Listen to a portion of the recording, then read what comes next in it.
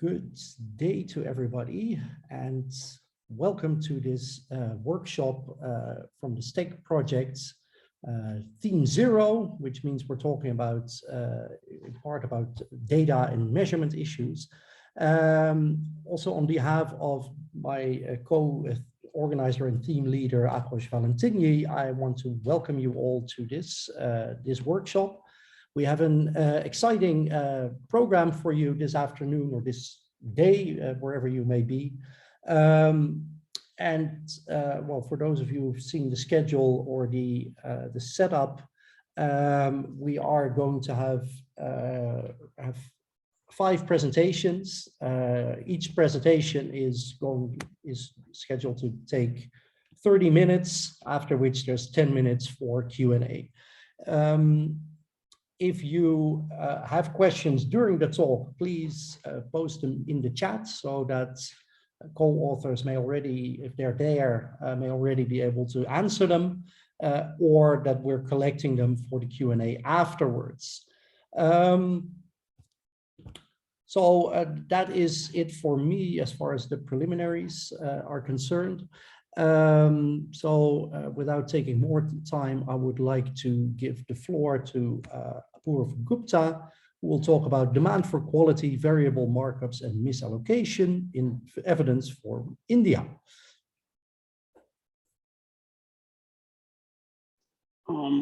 Thanks, Robert. And first of all, thank you for including this program in this very exciting conference.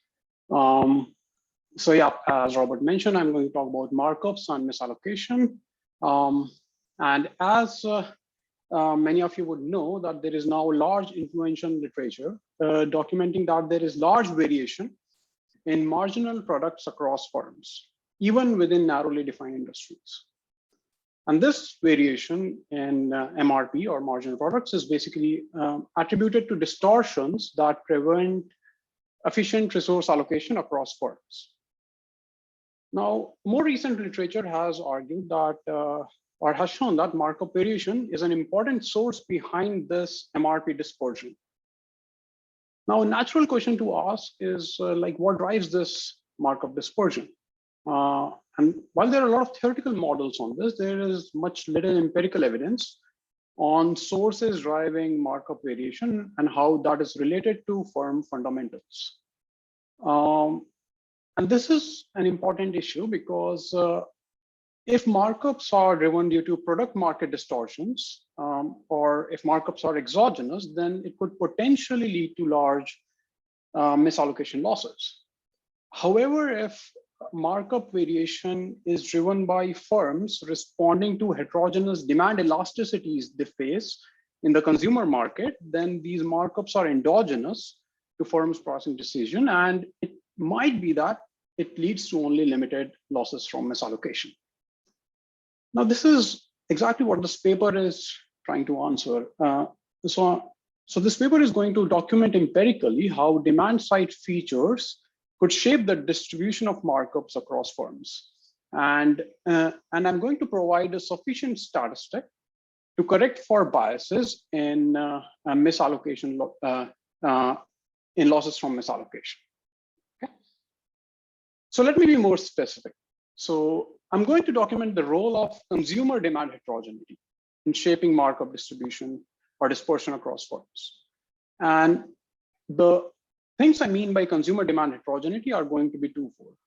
The first is going to be this preferences of wealthier consumers to end up consuming goods that are produced by larger firms.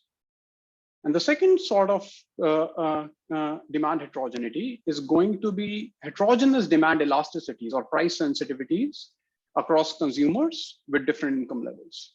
And I'm going to show that this in combination is going to lead to markup dispersion across firms, which in turn generates dispersion in MRP or, across firms as well. The way I'm going to do this is I'm going to do this in the setting of India, using data from 1998 to 2009, so about 10 years. I'll use data on firm product level manufacturing prices and quantities, which also provides me the location of the firms, which are going to be these 500 districts in India. And the way I'm going to proceed is going to be twofold. In the first part of the paper, I'm going to just document pure cross-sectional relationships, which I call the stylized facts on markup and marginal cost dispersion within very narrow product groups across firms. And then I'm going to argue that these markup dispersion seems to be driven by differences in composition of demand faced by firms. And then I'm going to identify this using demand shifters, where I'll be using these local rainfall variation across a space as exogenous demand shifters across the income distribution. So the idea is going to be that because most of the poor population in India work in agriculture sector, changes in rainfall changes their income, and therefore changes the demand or the relative demand, like changes the relative demand that firms foresee from the poor population. So let me just give you a preview of the results. So in terms of the stylized facts or the cross-sectional relationships, I'm going to show that larger firms have both higher markups and have and also have higher marginal cost. And on the consumer side, I'm going to show that wealthier consumers within narrow product groups consume higher priced products. And then I'm going to argue that this is because or larger firms are charging higher markups because they produce better quality, which leads to higher costs, and end up selling to wealthier consumers, which have lower price sensitivities, and therefore larger firm internalize this and charge higher markups. So in the end, there is this assortative matching of larger firms to wealthier consumers on this product quality, which leads to larger firms also charging higher markups for their products. And again, like these are just cross-sectional relationship, hypothesized, which gives rise to this hypothesis of demand composition channel. But I need to show that that this channel is indeed what is driving these markups. So to do that, I'll rely on the identification that I had just told you, and I'll go into more detail during the course of the talk. But the results from that are going to be the following: that in years of positive rainfall shocks or like increase in demand from poor households, there will be an increase in quantity sold, and that will lead to a reduction in markups and prices for the firms. And more specifically, I'll show that these effects are driven by firms that cater to both poor and rich households. So firms that are catering only to poor households, while they see an increase in their demand and quantity sold, they do not change their markups. Whereas firms which are catering to a heterogeneous consumer base, these are the firms for which the marginal consumer becomes more price sensitive during periods of higher demand from poor households, and therefore they are incentivized to lower their markups. And this is exactly what we see in the data. Finally, I'll show that, given that this facts 1 and 2 together point to this demand-based markup channel where firms are charging higher markups due to differences in the composition that they face in the consumer market. And I'll use that to basically to derive some aggregate implications and show that gains from reallocation by equating MRP across firms will only lead to 50% lower gains in reallocation. And I'll show that that the firm's cost pass-through rate is going to be a sufficient statistic to adjust for these biases in misallocation losses. Okay. So in the interest of time, let me skip the presentation, and I don't have a co-author, so let me see the chat. So let me come back to it once I have covered these facts, because I can see that a lot of questions are related to what I'm going to talk about a little bit. So let me show some of the results first. So yeah, the structure of the talk is going to be stylized facts, some identification and results. I have a theoretical model, which I won't be going to the paper today in the presentation, and then I'm going to derive some implications and aggregate effects from this. So yeah, in terms of stylus fact, let me just start with the data, first of all. So as I said, the data is going to be this plant level data, which are mostly single plant establishments. So plants are basically firms. This is pretty common data used in a lot of papers from Annual Survey of Industries. The time period is annual from 1998 to 2009, where small plants are surveyed randomly, and large plants are surveyed every year across all Indian districts. Most importantly, the data provides me information on the output side, which is not just revenue, but also quantity sold at a foreign product level. And this really comes in handy when estimating markups using a quantity-based measure. And also, I can use the markups to calculate marginal cost because I have information on prices. I also have information on input, which is like labor wages, input product level prices, and capital, which I'll show you comes in handy when you want to decompose marginal cost into its various components. In terms of the household side, again, the data is standard NSS consumption data, which captures the prices and quantity consumed at household level across 250 product categories. So the empirical approach to compute markups and marginal cost is going to follow mostly the approach from DeLocker et al. Paper 2016, where I estimate production function at a product level. And it turns out that there are constant returns to scale across most of the industry. And on average, the returns to scale are about 1.02. So variation in marginal cost either comes from prices or TFPQ. We estimate markups at 5-digit product level using this cost minimization approach. And the advantage of that is that I don't need to make any assumption on the demand side and while estimating these markups. And I do not need to make any assumption on the nature of competition. And then I can use the estimated markups to basically do cross-section analysis as well as time series analysis in my identification. And since I observe prices, the costs are computed as just prices adjusted by their markup. And so I do want to point out that this paper is not going to just focus on markups, but also marginal costs to derive this implication of like how product quality interacts with the consumer demand heterogeneity to drive firms' markup. Okay. So let me start with some facts here. So I'm going to first show you just raw correlations, like nothing else. So in the data, it turns out like the marginal cost and markups both are increasing as a function of firm size. So larger firms do not have lower marginal costs. Larger and more productive firms actually have higher marginal costs, and they also have higher markups. But when you use the definition of some product differentiation, like Rauch, James Rauch's classification of product differentiation, it turns out that marginal costs are increasing only in the differentiated goods sector, but they are increasing in firm, so they're decreasing with firm size in homogeneous goods sector, but only increasing with firm size and differentiated goods sector. Whereas markups, as you can see, the relationship between firm size and markups is stronger in, again, differentiated goods sector, and less positive in homogeneous goods sector. We can do the same thing using like, instead of like graphically, just regression. Markups are increasing in firm size and so are marginal cost.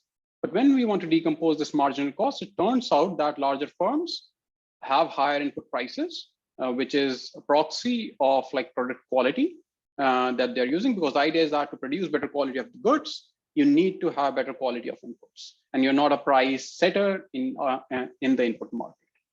Larger firms have also higher productivity, and this is exactly what I wanted to focus on, because in the next slide, you'll see that larger firms are not differentially productive across homogeneous versus differentiated good industry. So again, like in quality differentiated sector, markups are larger for larger firms, marginal cost as well. But what is important to see is that the differences in marginal cost are not driven by differences in physical productivity. What is happening is that large firms with higher marginal cost in differentiated goods sector are using higher price inputs and are paying higher price and are using and are more capital intensive and are using more skilled labor to produce better quality of the goods. Okay. So on the household side, first I show that wealthier households are consuming goods with higher prices. So here I'm comparing households in the same neighborhood consuming same product category. And then I'm plotting how their income is related to the prices of the goods that they are consuming. So within narrow product categories, wealthier households are consuming higher price goods. And you can estimate the price elasticity of demand because I have data on quantity and prices. And wealthier households are less price sensitive than poor households. So just like before taking questions, so let me just summarize what I'm doing here. So what I've shown you that is larger firms have higher margin cost and have higher markups, and the effects are stronger in sectors with quality differentiation. And I'm hypothesizing that this is because of this demand composition channel, because of which wealthier households prefer higher quality products and end up consuming goods produced by larger firms, which leads to this assorted matching. And because wealthier households are less price sensitive, larger firms end up facing less elastic demand and charge higher markups in equilibrium. Now, firm size and markups, like positive firm size and markups are hypothesized by a lot of theoretical models. One is these supply side models in which you have CES demand, like homogeneous demand and imperfect competition. And you also have non-CES demand or variable elasticity of demand with monopolistic competition. And the idea is that how do we differentiate between these frameworks and the demand composition channel that I'm proposing to show that what is driving these empirical correlations that I've documented. So here I'll be using these heterogeneous markup responses to demand shocks across firms. So the idea is that the markup behavior in response to demand shocks is going to be a function of how the markup changes due to a change in slope and how markup changes due to an increase in quantity. So if there is no increase in quantity, markups do not change. But markups can change across firm size distribution because of these changes in slope, which can come from two places. First is an increase in demand basically changes the residual demand curve faced by firms and therefore changes the slope, which is the effect on competition. The second is going to be just changes in your demand competition. Changes in your demand composition. So the idea is that like the residual demand will change the most for firm for which the quantity changes the most if competition effects are at place. So in those cases, we should see largest effect on firms for which demand changes the most. But if it's a demand composition channel, then these slopes should not change for firms which are catering to a homogeneous consumer base, which are going to be the smallest firms in my cases. And for those cases, we should not see any markup responses. And that's exactly what I'm going to show you. So let me take some questions. So let me see how is, so Robert, like, is it okay if I take question one by one? Yes, sure. Okay. But wealthier consumers might consume niche products of selected companies which might not be as large as mass product producing firms. So yeah, economies of scale is, I think Rahul is asking like whether economies of scale might be at place, I think. So as I said, Rahul, like I like to address this concern that it is not the economies of scale that is captured, that is being captured. I also estimate the constant, I do capture the economies of scale in this framework, and I show that economies of scale is not as what is driving the relationship. The production function is mostly constant returns to scale. And I do control for that whenever it is not in my regressions. So in point 2 from data or is point 2 from the data or assumed in the demand structure. So John, I think your question is basically like whether Yeah, I don't know what my point was. I'm sorry, I'm not able to recall that. Like which slide did you ask this on? We can talk about this in the 10 minutes after the presentation. How is positive rain shock resulting in high demand from a household? So the idea is that positive rainfall shocks are going to increase the income of poor households. And because poor households are going to have higher margin propensity to consume, they're going to change their demand. And I'm going to talk about this in my identification in this section.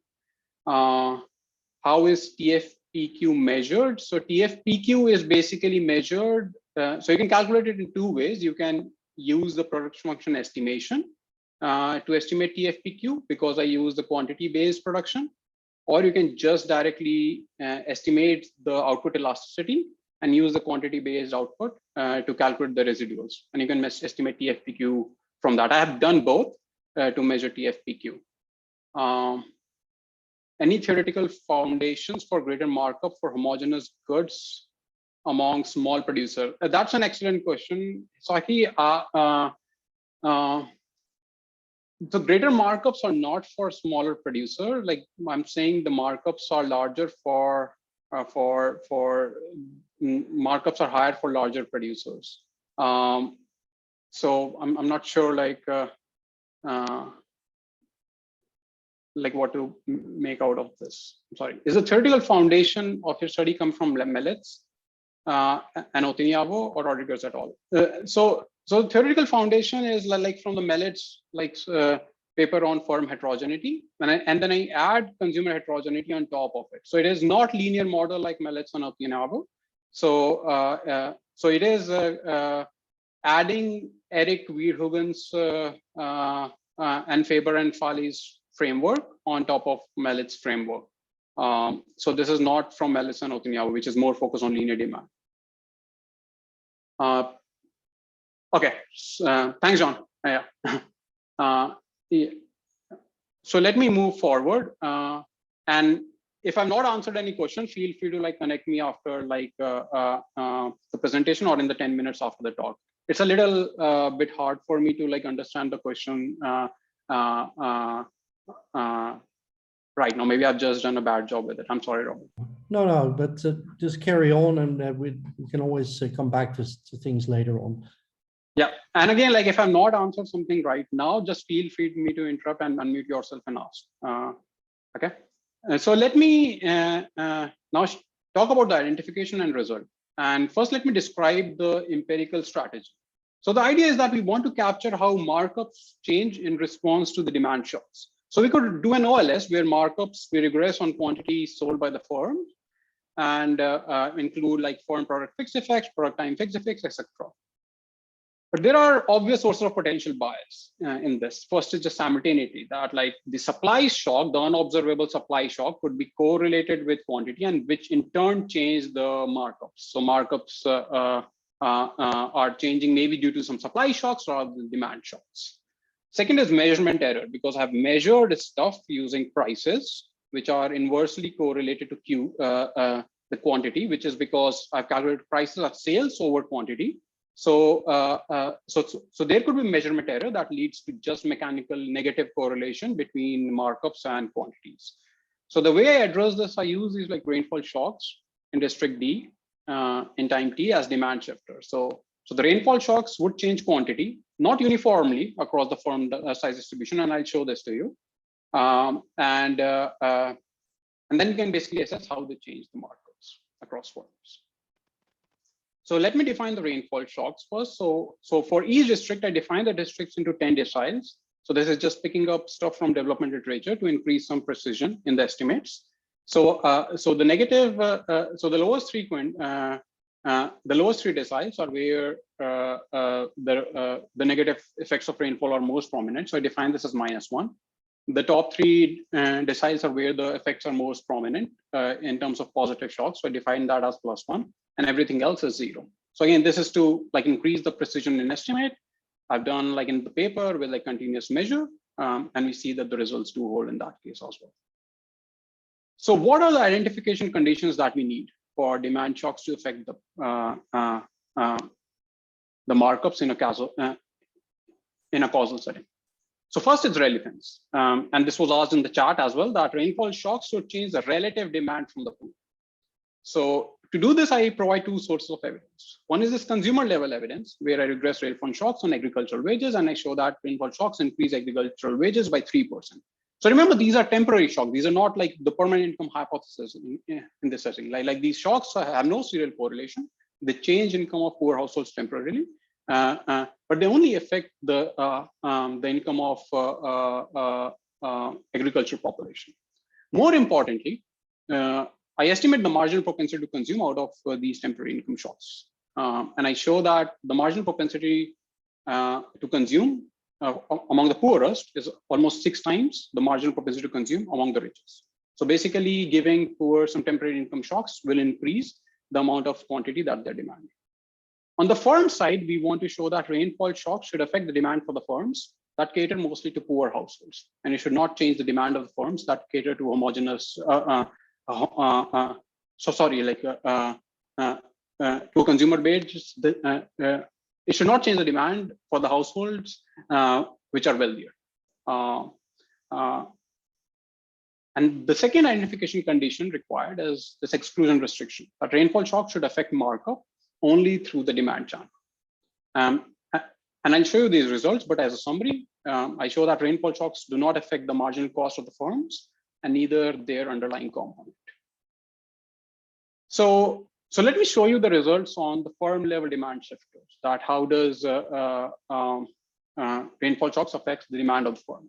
So I need demand shifters at firm level. So to do that, I basically rely on this estimation by Foster, Haltwigel, Syverson, where I regress quantity sold on prices, but I instrument prices using TFPQ, which is, so the idea is that we want to instrument prices using a supply side shifter.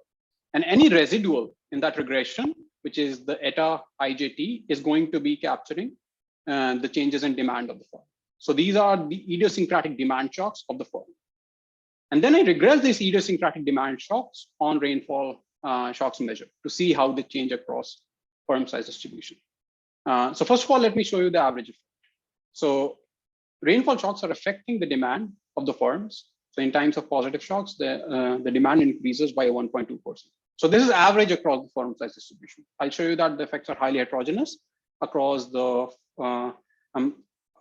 small versus large firms. You can regress, like in OLS setting, the log quantity sold. You see that like the quantity sold increases by 4.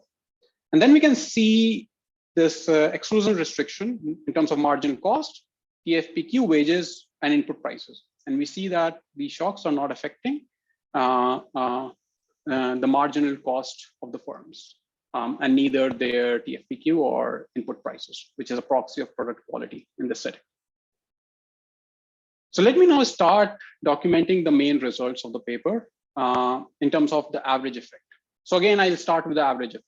So how do shocks, these rain shocks, affect the markup, estimated markup in the regression? So in times of positive shocks, the markups are basically lowering by about half a percentage point. Half a percent. And we can do some multiple robustness check. We can only focus on single plant establishment. We can include controls of age, size interacted with the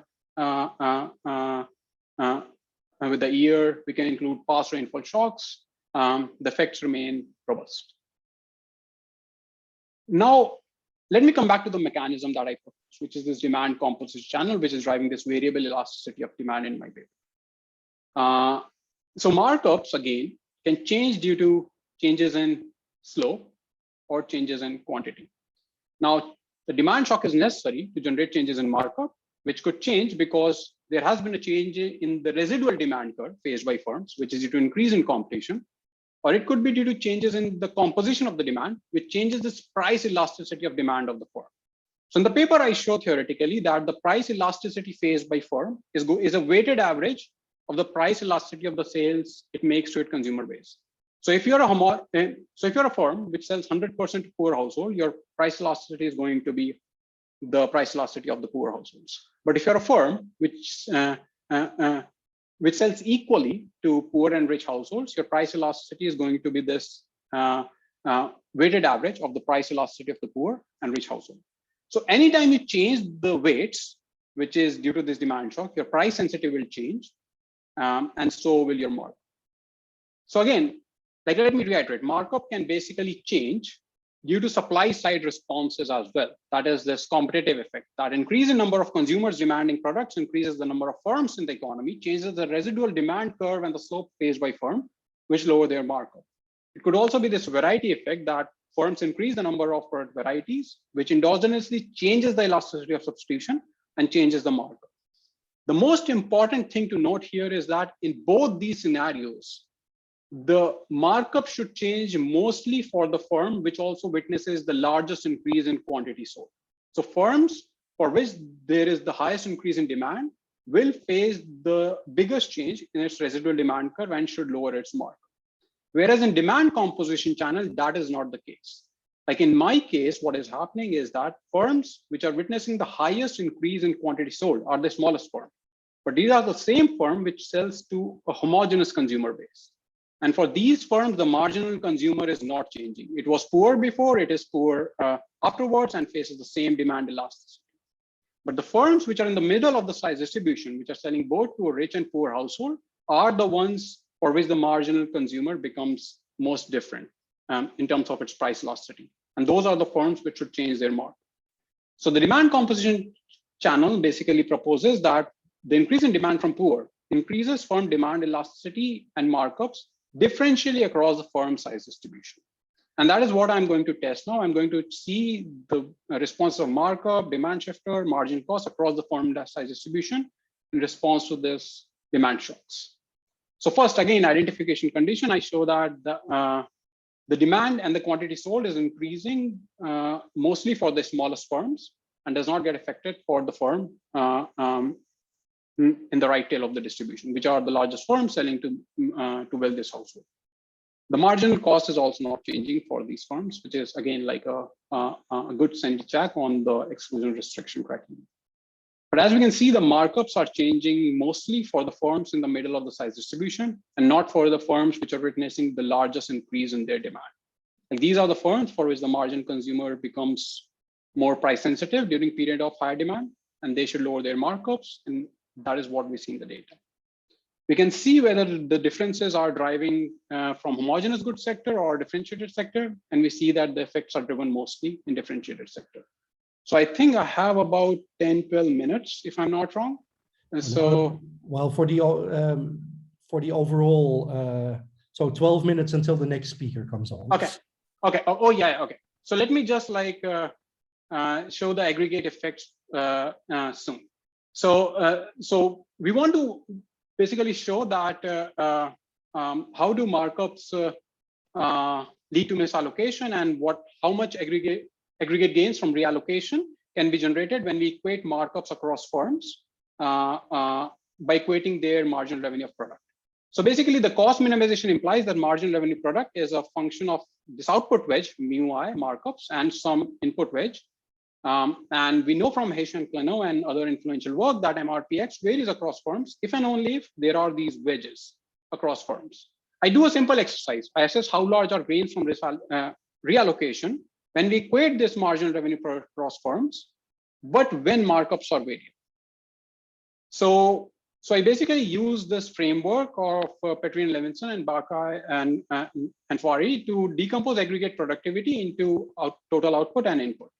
The aggregate productivity gains from reallocation are basically a function of how much reallocation you can do across firms, and it's weighted by its output share of sales. So lambda I is how much sale the firm has out of total industry output. And these are the wedges. So the objective is that the social planner imposes these taxes and subsidy to induce reallocation such that two criteria are satisfied. First is that marginal revenue of product is equated across firm. Second is that aggregate factor stocks, the total factor X in the economy is fixed. Now, the most important thing that I derive in the paper is that the optimal changes in factors under variable markup depends on this pass-through rate, gamma I. So when there is incomplete pass-through, if you want to equate MRPX across firms, it might not lead to as much resource reallocation as you wish it would. And this is simply because the firms, the larger firms, which are facing the highest wages or are underproducing, are doing so because they just face a highly inelastic demand curve. So if you provide them subsidies, they are not going to pass through these into their prices, and therefore will not increase their output. And that's basically the intuition in the paper. What we need is we need these estimates of pass-through rates across firms. And then basically we want to see how much of this pass-through rate is driven from changes in slope of demand, which is the demand factors I call, and imperfect computation, which is the competitive index. Because pass-through rate could be driven by either changes in demand or due to changes in competitive index faced by firm. So I make two assumptions to estimate these elasticity of demand curve using the empirical evidence I provided. And I'm almost about to finish now. So the two assumptions that I make is that within the homogeneous goods sector, there is no differences in the demand elasticity faced by firms. So any differences in pass-through rate in a homogeneous goods sector is going to be driven by these competitive index. So I estimate competitive index because I can estimate pass-through rate in the homogeneous goods sector. And then I use the relationship using the second assumption. I use the assumption that the relationship between a firm market share and its own competitive index is same across all sectors. So using that, I can basically back out these demand factors in the heterogeneous good or quality differentiated sector. And then basically I show that like competitive indexness is decreasing in firm size across both sector just through assumption. And then in the homogeneous goods sector, you have CES demand, but the slope of inverse demand is increasing in the differentiated goods sector. So now I can just basically do a simple exercise, back envelope exercise, to show how much are the gains from reallocation under different scenarios. So under complete pass-through, when there is just like pass-through is complete, which is what we assume normally, the gains from reallocation are about 31%, the aggregate productivity gains. But when we use the pass-through rate estimated in the data, the aggregate productivity gain reduced to about 5%. Now I do a simple exercise that what if I keep the competitive indexness fixed as what is estimated in the data, but allow firms to have a same consumer base or homogeneous consumer base. In that case, the gains from reallocation are 13%. So there is almost a 50% lower reallocation gain in a scenario where you have heterogeneous demand versus a scenario where you have homogeneous demand. And that is what I call the attribution to demand-driven markup variation. So about 50% of the gains from reallocation are through demand-driven markup variation. And I know I've been a little over time, I think. So let me just conclude here. What I've shown is that there is importance of consumer demand heterogeneity for MRP X dispersion across firms, because larger firms charge higher markups as they face less elastic consumer base. And therefore, MRP dispersion need not just reflect misallocation losses. And this has been quantified because like I provided sufficient statistic approach through which I assess that there are 50% lower gains from reallocation through policies which are aimed at equalizing this marginal revenue product. Okay. Sorry. Thank you, Apoor, for a very interesting paper and for putting in so much in so little time. Looking at the chat, so there's one suggestion for a paper in AEJ Applied by Jonathan Colmer. So there's the link there. And there's a question from Munciop, who's interested in your ideas on whether geography plays a role in the assortative matching that you found. Perhaps you've already had the chance to read the full question in the chat. Yeah, so I'm just like going through it and Mr. like so I do not have, I've not considered the role of trade cost. I think it's a super interesting question. Like there are trade costs that by themselves like could lead to like misallocation losses, which might not be just. So trade costs could lead to like different kind of adjustment costs and things like that. So in my scenario, I've like on all my analysis is within district. So I've not focused across district, because one of the reason I have not focused is exactly this, because different districts so So going back to paper by David Atkin and Dave Dollinson, like they've basically shown that like there are national trade costs, like so remote location might just face different frictions, low competition, and that could be a reason because of which firms face different costs, and which could by themselves lead to MRP dispersion. I have myself not considered that scenario in my analysis. But that being said, like that will be captured by itself in this competitiveness index parameter that I estimate. So that competitiveness index parameter captures everything that is not demand based. And that's how I'm trying to address all these like things in reduced form rather than like capturing them in a more systematic way. Somesh Somesh is asking, is welfare higher among heterogeneous firms than homogeneous firms? I'm not assessed that. That's a good suggestion. I can do that. I calculated the aggregate gains from reallocation, considering the overall economy, but not separately across heterogeneous and homogeneous. But one of the counterfactual exercises indirectly addresses that, because what I'm doing is that I'm forcing firms to have the same competitiveness index across both sectors, heterogeneous versus homogeneous sector, and just forcing firms in heterogeneous sector to have the same elasticity of demand as homogeneous sector. So that addresses that in some way, but I've not differentially calculated welfare across the two sectors.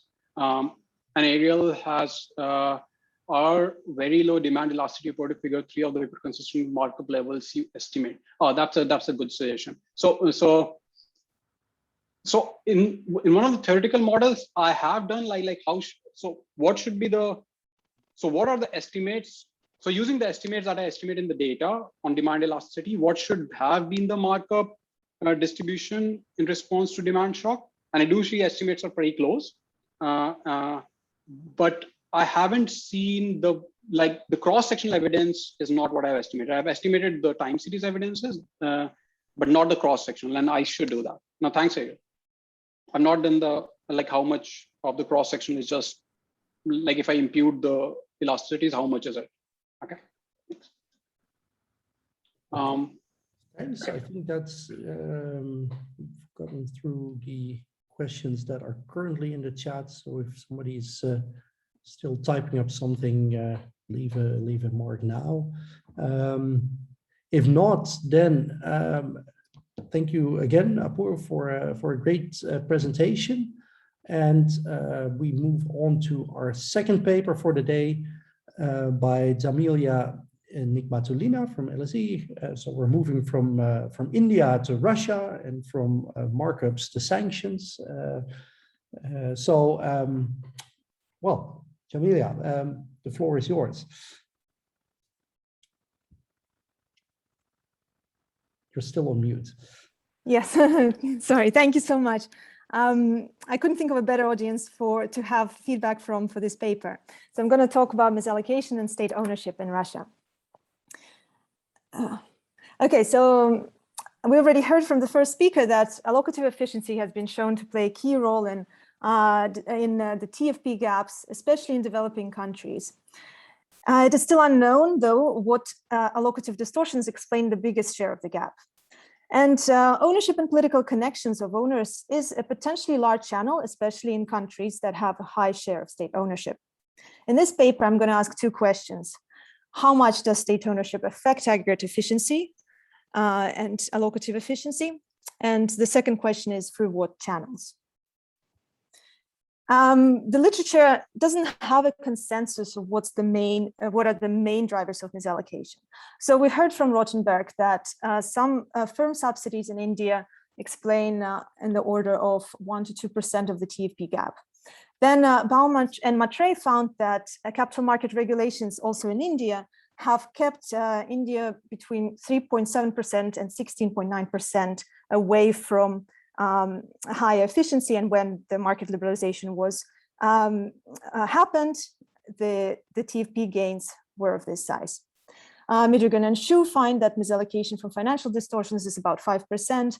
And finally, Xie and Kleno themselves look at do an accounting exercise for state ownership and find the static TFP effects from the state ownership of 8.2 and 2.4% for China. I do a similar motivating exercise for Russia and find higher numbers than for China. I find about 10% of the TFP gap today in Russia that is attributed to the wedge between private and state-owned firms. I then follow with an empirical exercise where I look at the role of US sanctions and how they affect the allocative efficiency of Russian firms. And I first find that the US sanctions targeted firms that were having too many inputs, so they were inefficiently large. And second, against the expectation that the sanctions would actually improve misallocation, negatively targeting inputs of firms that already have too many inputs, I find the opposite. I find that input sanctioned firms on average gained 16.3% more capital after sanctions, and most of it is being driven by the large gains of sanctioned state-owned enterprises, getting 37% more capital relative to non-sanctioned firms. So my paper contributes to the literature in three ways. First, I do the accounting exercise Alexia and Kleno, but use a wider data set that uses manufacturing, services, and agriculture. And I do state-of-the-art adjustments for measurement error, the work that has happened since the paper was, CN Kleno paper was published. But my main contribution is using the exogenous variation of US sanctions to show the novel channel of misallocation through state ownership, the protection of state-owned firms from negative shocks that overshoots. Finally, I apply the regression results that I find back to the heterogeneous firm model to calculate the overall effect on the TFP from sanctions. I follow the standard approach in the literature to model my misallocation. I model it through taxes or wedges on prices of inputs. The wedges rationalize the deviations of firms' behavior from profit maximization. So firms are all firms are maximizing profits subject to the wedges on capital and labor, and they would, in doing so, they would equalize their marginal products of capital and labor multiplied by prices. And I call these expressions marginal products of capital and marginal products of labor, MRPL, MRPK. And these marginal revenue products would equate to the wedges multiplied by rental rates and multiplied by wage rates for capital and labor respectively. So in a way, MRPK and MRPL, as always, is a proxy for the wedges that the firm is facing. When MRPK is really low relatively to other firms, it means the firm is facing subsidies on their capital. And when MRPL or MRPK is really high, the opposite is happening. I also define TFPR in a similar way, assuming Cobb-Douglas production function, and TFPR is like a summary measure of both MRPK and MRPL. This is all quite standard.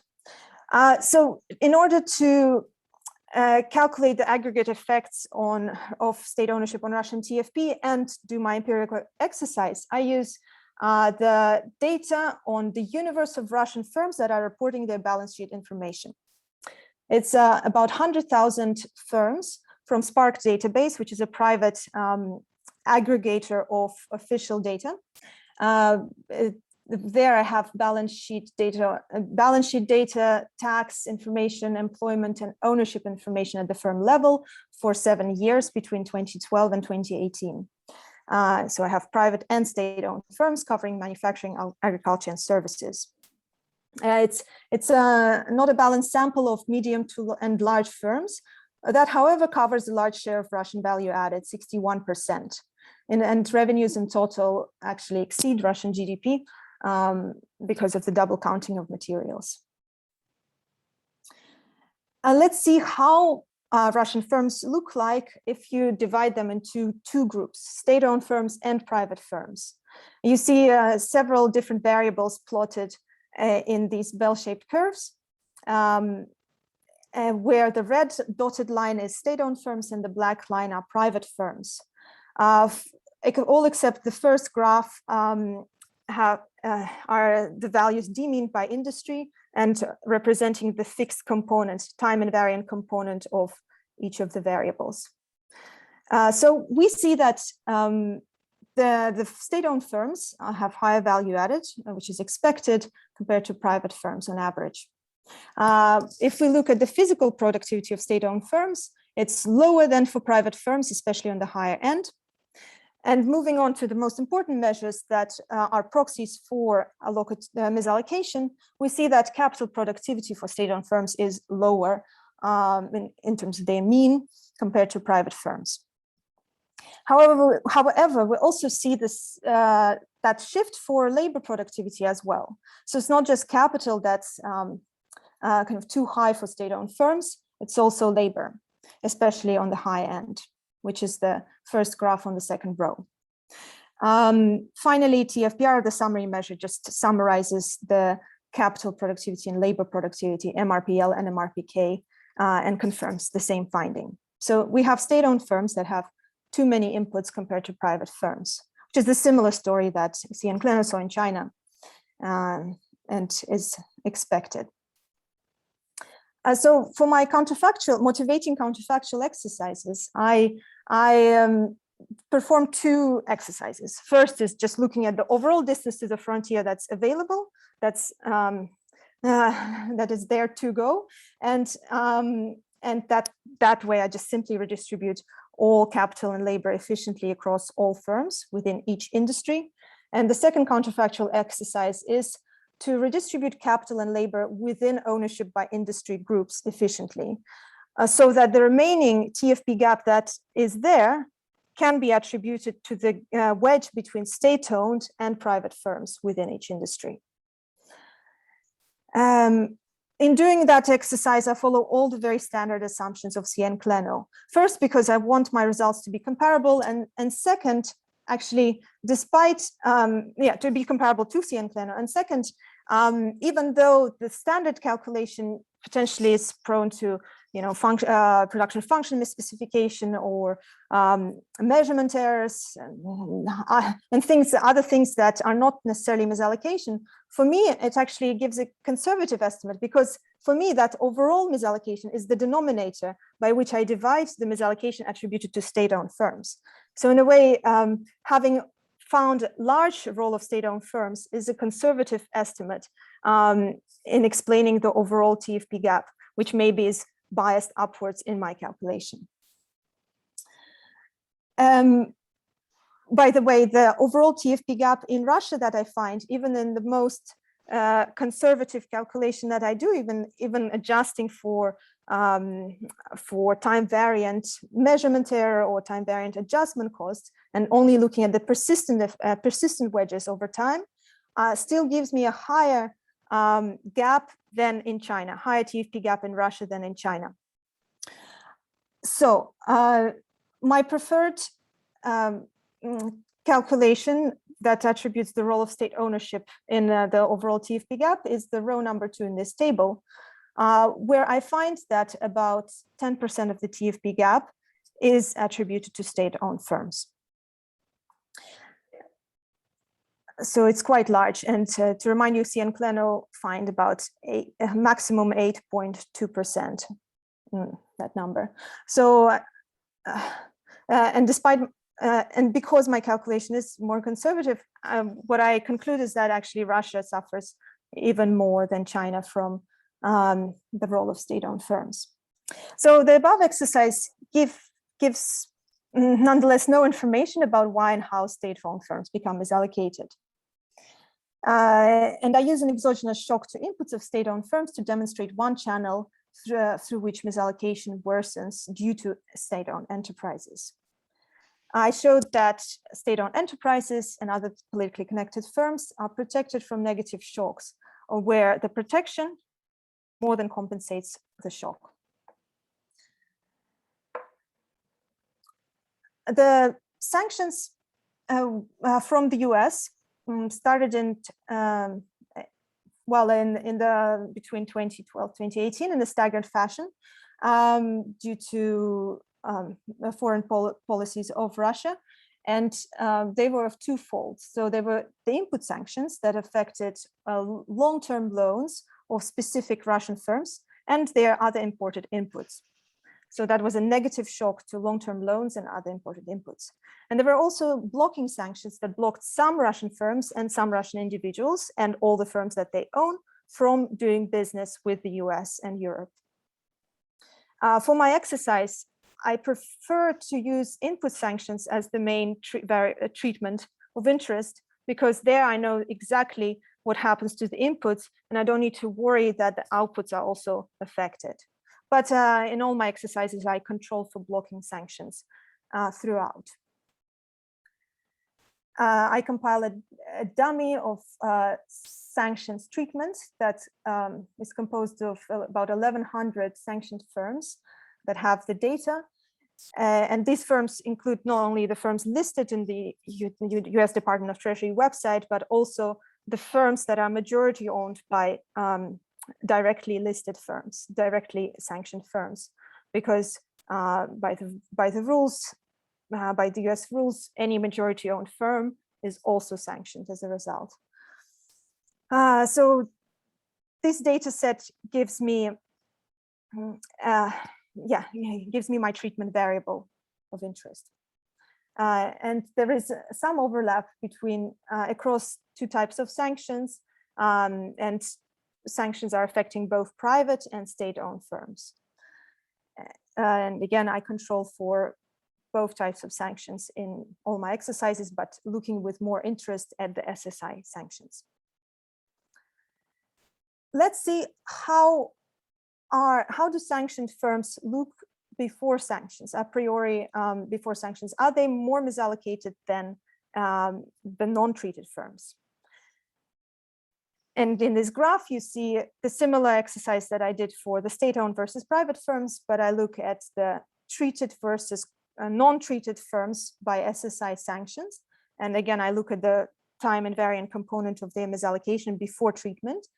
And I find that treated firms, that are to be treated, have higher, have more capital than efficient relative to non-treated firms in the same industry.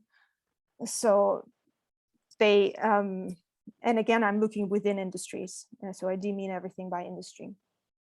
So it's expected that if you negatively affect capital or increase the cost of capital for firms that have too much capital, you would expect that misallocation would improve.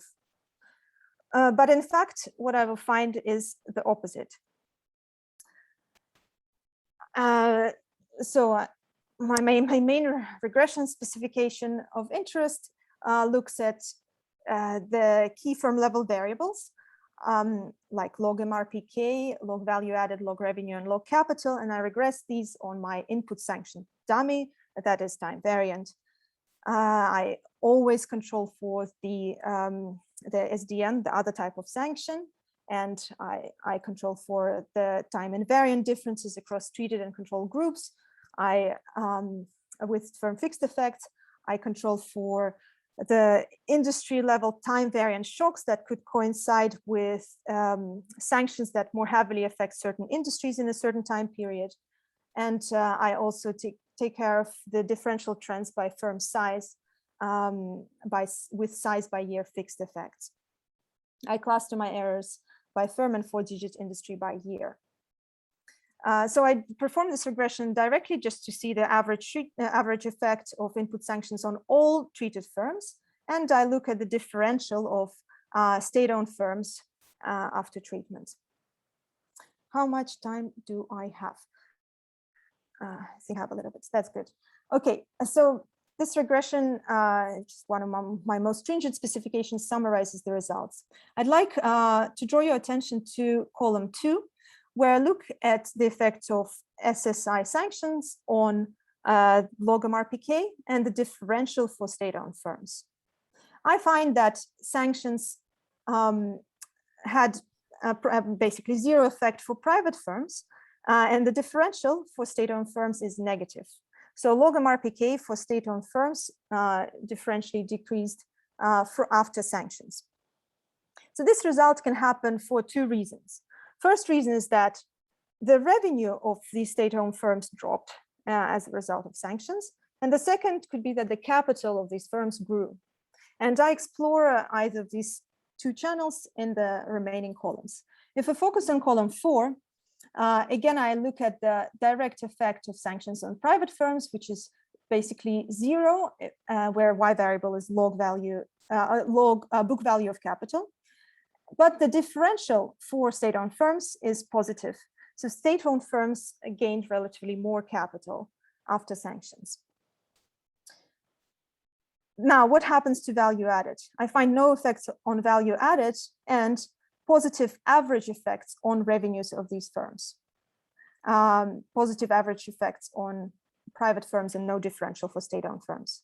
So that confirms my hypothesis that actually it's the capital that increased for state-owned firms, and the directly sanctioned private firms didn't incur a negative shock. This result, together with numerous anecdotal evidence that now I'm trying to turn into data on how Russian government protected all the sanctioned firms, makes me make a conclusion that, in fact, the shielding of sanctioned firms, thanks to these results, more than overshot the negative effect of sanctions. I confirm these results. I support my parallel trends assumption of these results with oh my God, I'm sorry. Just by looking at firms within the sanction group. It's here. For some reason, the button is not working. And I also look at the parallel trends between treated firms and non-treated firms before treatment, and I find no evidence of non-parallel trends, at least before the treatment. And I can show you these results maybe after I finish the talk. So I feed the regression estimates from this table back to the heterogeneous firm model to calculate the aggregate effect from sanctions on Russian TFP. I do so industry by industry, and I find that overall aggregate effect on TFP is negative 0.33%, which varies between negative 3% in some industries, like the natural resources sector related industries, and to 0% in some other industries. So this was sort of a quick description of my results, and I would like to conclude by saying that I show that SOEs are a large source of allocative inefficiency, both in terms of static misallocation between SOEs and private firms, and in terms of how SOEs respond to negative input shocks. I find that current TFP would grow by 11% if wedges between state-owned firms and private firms were removed. Or I also find that about 10% of the TFP gap is explained by the wedge between state-owned and private firms. And I find my empirical estimation demonstrates one channel through which SOEs can get so large. SOEs differentially respond to negative input shocks by getting subsidies that overshoot the negative shocks. I find that sanctions combined with shielding have led the SOEs to gain 25% more capital relative to a private sanctioned firm and 35% more capital relative to a non-sanctioned firm. I quantify this joint effect of sanctions and shielding to be 0.33% on Russian TFP. So if all resources, total capital and total labor were held fixed, the negative 0.33% would be the effect on the GDP as well. So thank you so much for your attention. Now I'm ready to answer any questions that came up on the chat and any other questions. I don't know how I'm doing for time, but thank you, Jamila. You were very speedy, so we have ample time for discussion. And I think there's a lot to digest again. So thank you. Great. So how? In the chat there, I see there's at least one question by Munsiop who was wondering about SOE privatization, whether that happened, and whether that led to interesting patterns.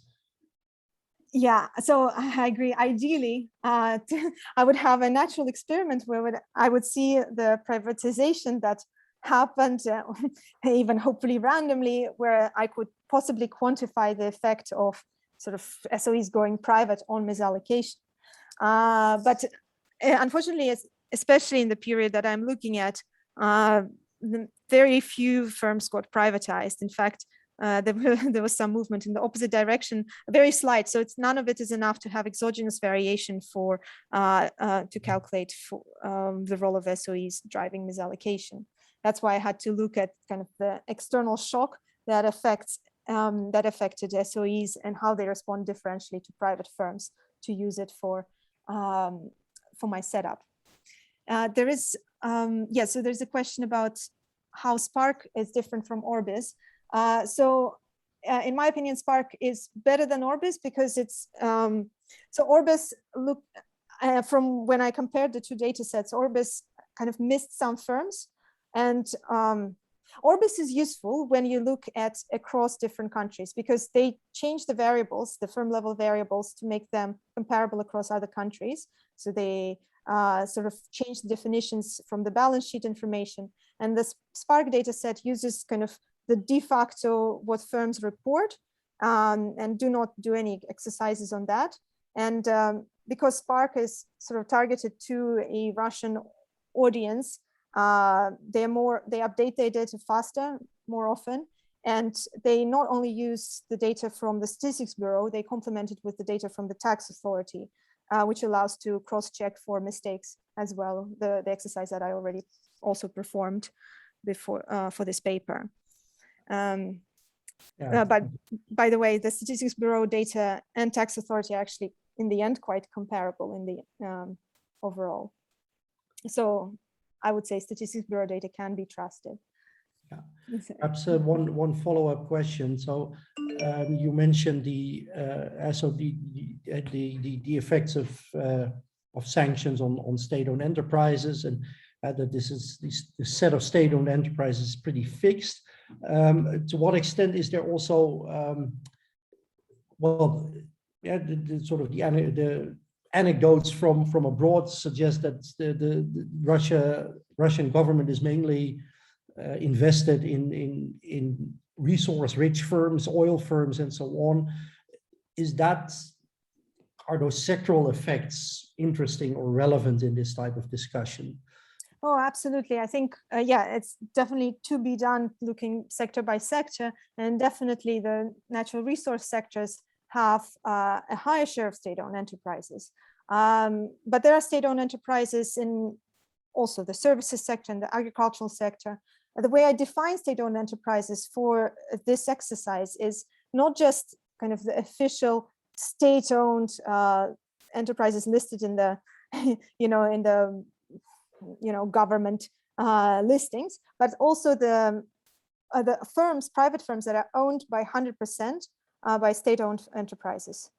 So it's like Rosneft is owning a firm in a services sector that does certain services like, I don't know, consultancy, and that is also counted as a state-owned enterprise for this exercise. So I kind of have an expanded set because I want to look at sort of the still a kind of connection to the state decision-making as my kind of definition of state ownership. Yeah. I have a hand from Paco. Very nice paper. So I have a follow-up question to, I guess, part of what Robert asked. In terms of understanding where state-owned enterprise happen to be and if there's any pattern in terms of the type of technology they're using differentially. If you look within sector in a more narrowly defined sector, I presume that you do it within sector analysis. So is there a sense that state-owned enterprises will be in subsectors or using, say, technology that will be more of larger scale nature and so on and so forth? And to what extent that kind of introduce biases in this measure of misallocation? And related, even in the private firms, Is there a sense in which there are some private firms that will be more politically connected than others? I guess that's from the narrative that you hear. Yeah. In the press. Is something that you can control for or look at? Yeah, absolutely. So to answer your second question, yes. So there are private firms that are, for example, suppliers to state-owned firms that play very high role in related to state decision making and probably benefit from state decision making there. And I'm in the process of compiling this data set that sort of has also the politically connected firms and trying to look at the differential effects for them also on misallocation. To answer your first question, so was it about in some sectors state-owned enterprises? No, even take a sector, whatever sector you use to calculate within sector statistics. There might be you can go more disaggregated, and is there a sense that the state-owned firms happen to be in particular subsectors? And I'm trying to use this as a way to see if there's any heterogeneity in the type of technologies on which state-owned enterprises happen to be. So it could be that state-owned enterprises are more involved in large scales in subsectors. Okay, I understand. Type of technology more large scale by nature. Within I understand a sector. Right. So you're saying that, for example, state-owned enterprises are more capital intensive. Maybe. Their production function is different, and they're doing like something.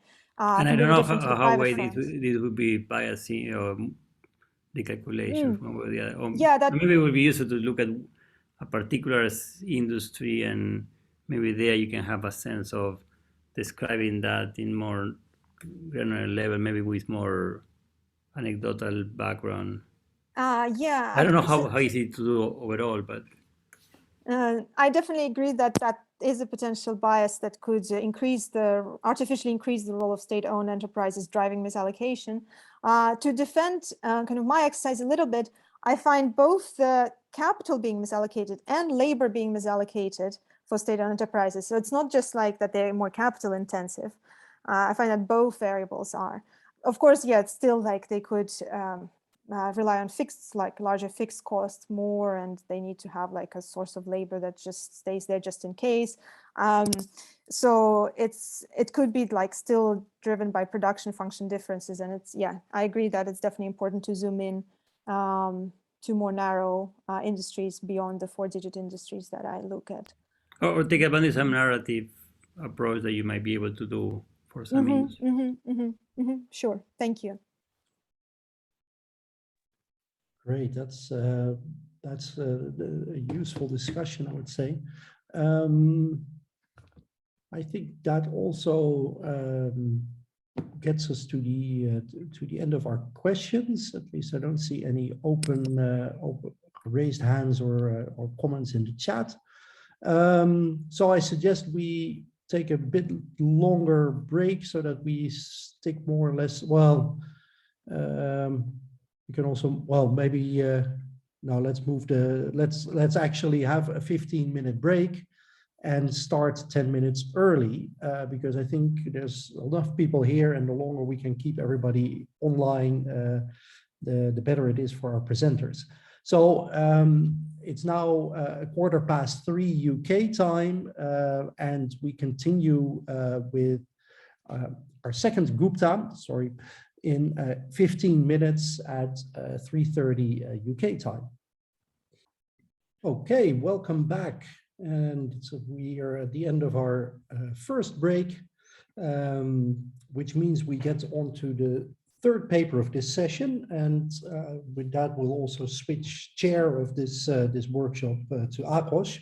But let me first introduce Disha Gupta, who will also take us to India, but then talk about irrigation and groundwater depletion. So, Disha, if you're ready, the floor is yours. Thanks, Robert. Thanks for the introduction, and thank you so much for having me here today. Just give me a second. Hello, everyone. Thank you for joining in. I am Disha Gupta. I am a PhD candidate at the Delhi School of Economics. Today, I'll be presenting on free power irrigation and groundwater depletion, impact of the farm electricity policy of Punjab, India. This is a part of my PhD thesis, so your questions, suggestions, and comments are more than welcome because that will help me improve the quality of my work. Okay, so India is the world's largest user of groundwater, and there has been an increasing dependence on electricity-operated tube wells for extracting water for irrigation. Policies governing pricing of farm electricity is different across various states in India, but in most of the regions in India, electricity is subsidized for farmers so that they pay some fixed amount, which is based on the horsepower rating of the pump. And it's independent of the usage of their electricity for pumping of this water. And I'll refer to that over here as the flat rate fee of electricity. Now, why is this flat rate problematic? Because it does not reflect the true cost of provision of electricity. And thus, farmers do not have an incentive to use the groundwater resources efficiently, contributing towards the depletion of these resources. So in this paper, I would be looking at the particular case of a northern state in India, which is called Punjab. It is a key agricultural state. And why it is important in studying the groundwater situation in this particular state is because the percentage of groundwater extraction as compared to recharge is highest in this state if you compare it to any other region in India. So in terms of the farm electricity pricing policy, prior to 1997, farmers in Punjab were charged a flat rate fee of rupees 50 per horsepower per month. And in February 1997, there came in this policy of free farm electricity. Although this was reverted back temporarily from August 2002 to 2005, but it again came into force in August 2005, and electricity is free even today for farmers in Punjab. So in this paper, I would be looking at the impact of this policy change. In particular, I would be interested in looking at the impact of lowering fixed electricity charges for tube well use from flat rate to zero on the number and the type of tube wells installed and on groundwater depth. And I would also be discussing some of the implications for groundwater use in the state. Since this is an international audience, I thought of putting up the map of India. Probably some of you are not aware of it. So this is a map from the 2011 census. And the maroon shaded region that you see over here is the area of study Punjab that we are going to talk about today. I also request you to remember this neighboring state, which is called Haryana, and I would refer to this in the methodology slide. All right, so moving to the contribution, the paper contributes to the growing literature that examines questions relating to the linkages between pricing of electricity and groundwater depletion. So most of the studies in India that look at the impact of power subsidies on groundwater use usually focus on a policy shift from flat rate pricing to volumetric pricing. While in this study, I'm going to examine the impact of a policy shift from flat rate pricing to free electricity in the ag sector. Also, there are studies which do highlight increasing trends in energy consumption and falling trends in water table in Punjab. And they also attribute these to the free supply of electricity in the state. But none of these really quantify the extent of groundwater depletion that's happening in the state. And in this paper, I'm going to quantify the extent to which the groundwater tables have depleted as a consequence of power subsidies in the context of a non-volumetric pricing framework. The closest paper to this study is by Badiani and Gesso that looks at the impact of power subsidies on groundwater depletion under flat rate pricing regime using district level data from India. In addition to what they do, I would focus on the mechanisms by which free electricity affects groundwater depletion. Also, I'm going to provide evidence for heterogeneous impact on groundwater depth which is based on technological differences between various kinds of water pumps that farmers usually use. Okay, so there could be various channels through which the free pricing policy could impact the behavior of the farmers and thus have implications for groundwater use. So post the policy of free electricity, electric pumps became cheaper to use since farmers did not have to pay anything extra for using of these pumps. Due to lower operational costs, farmers would have a greater incentive to invest in electricity operated tube wells. Also, earlier, the flat rate fee, which was tied to the horsepower rating of the pump, so that farmers who had pumps with higher horsepower rating had to pay higher charges. Now, no such fee is levied. And so, farmers would have a greater incentive to invest in pumps of higher horsepower rating. Note over here that the price of electricity at the margin was zero prior to 1997, and it continues to be zero even after this policy change. So we do not expect much of a first order change in pumping. However, we do expect that there would be an increased investment in electric operated tube wells and pumps of higher horsepower rating, which would lead to greater overall pumping.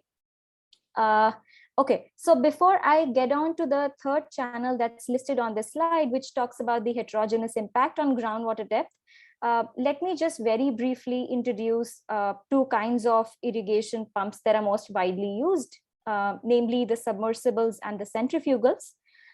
Submersible pumps are capable of lifting water from greater depths and also have higher discharge capacity if you compare them to the centrifugal pumps, which are usually placed on the ground and have lower discharge capacity, and they are operational at shallower depths of about 10 meters.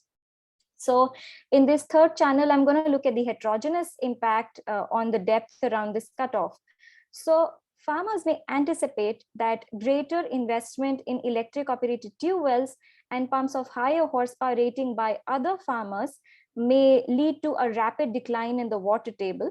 And thus, for farmers who would be in the regions who are nearer to this 10-meter cutoff, it becomes more urgent to switch to submersible pumps in order to have continued access to groundwater irrigation, since centrifugal pumps are not functional at deeper groundwater levels.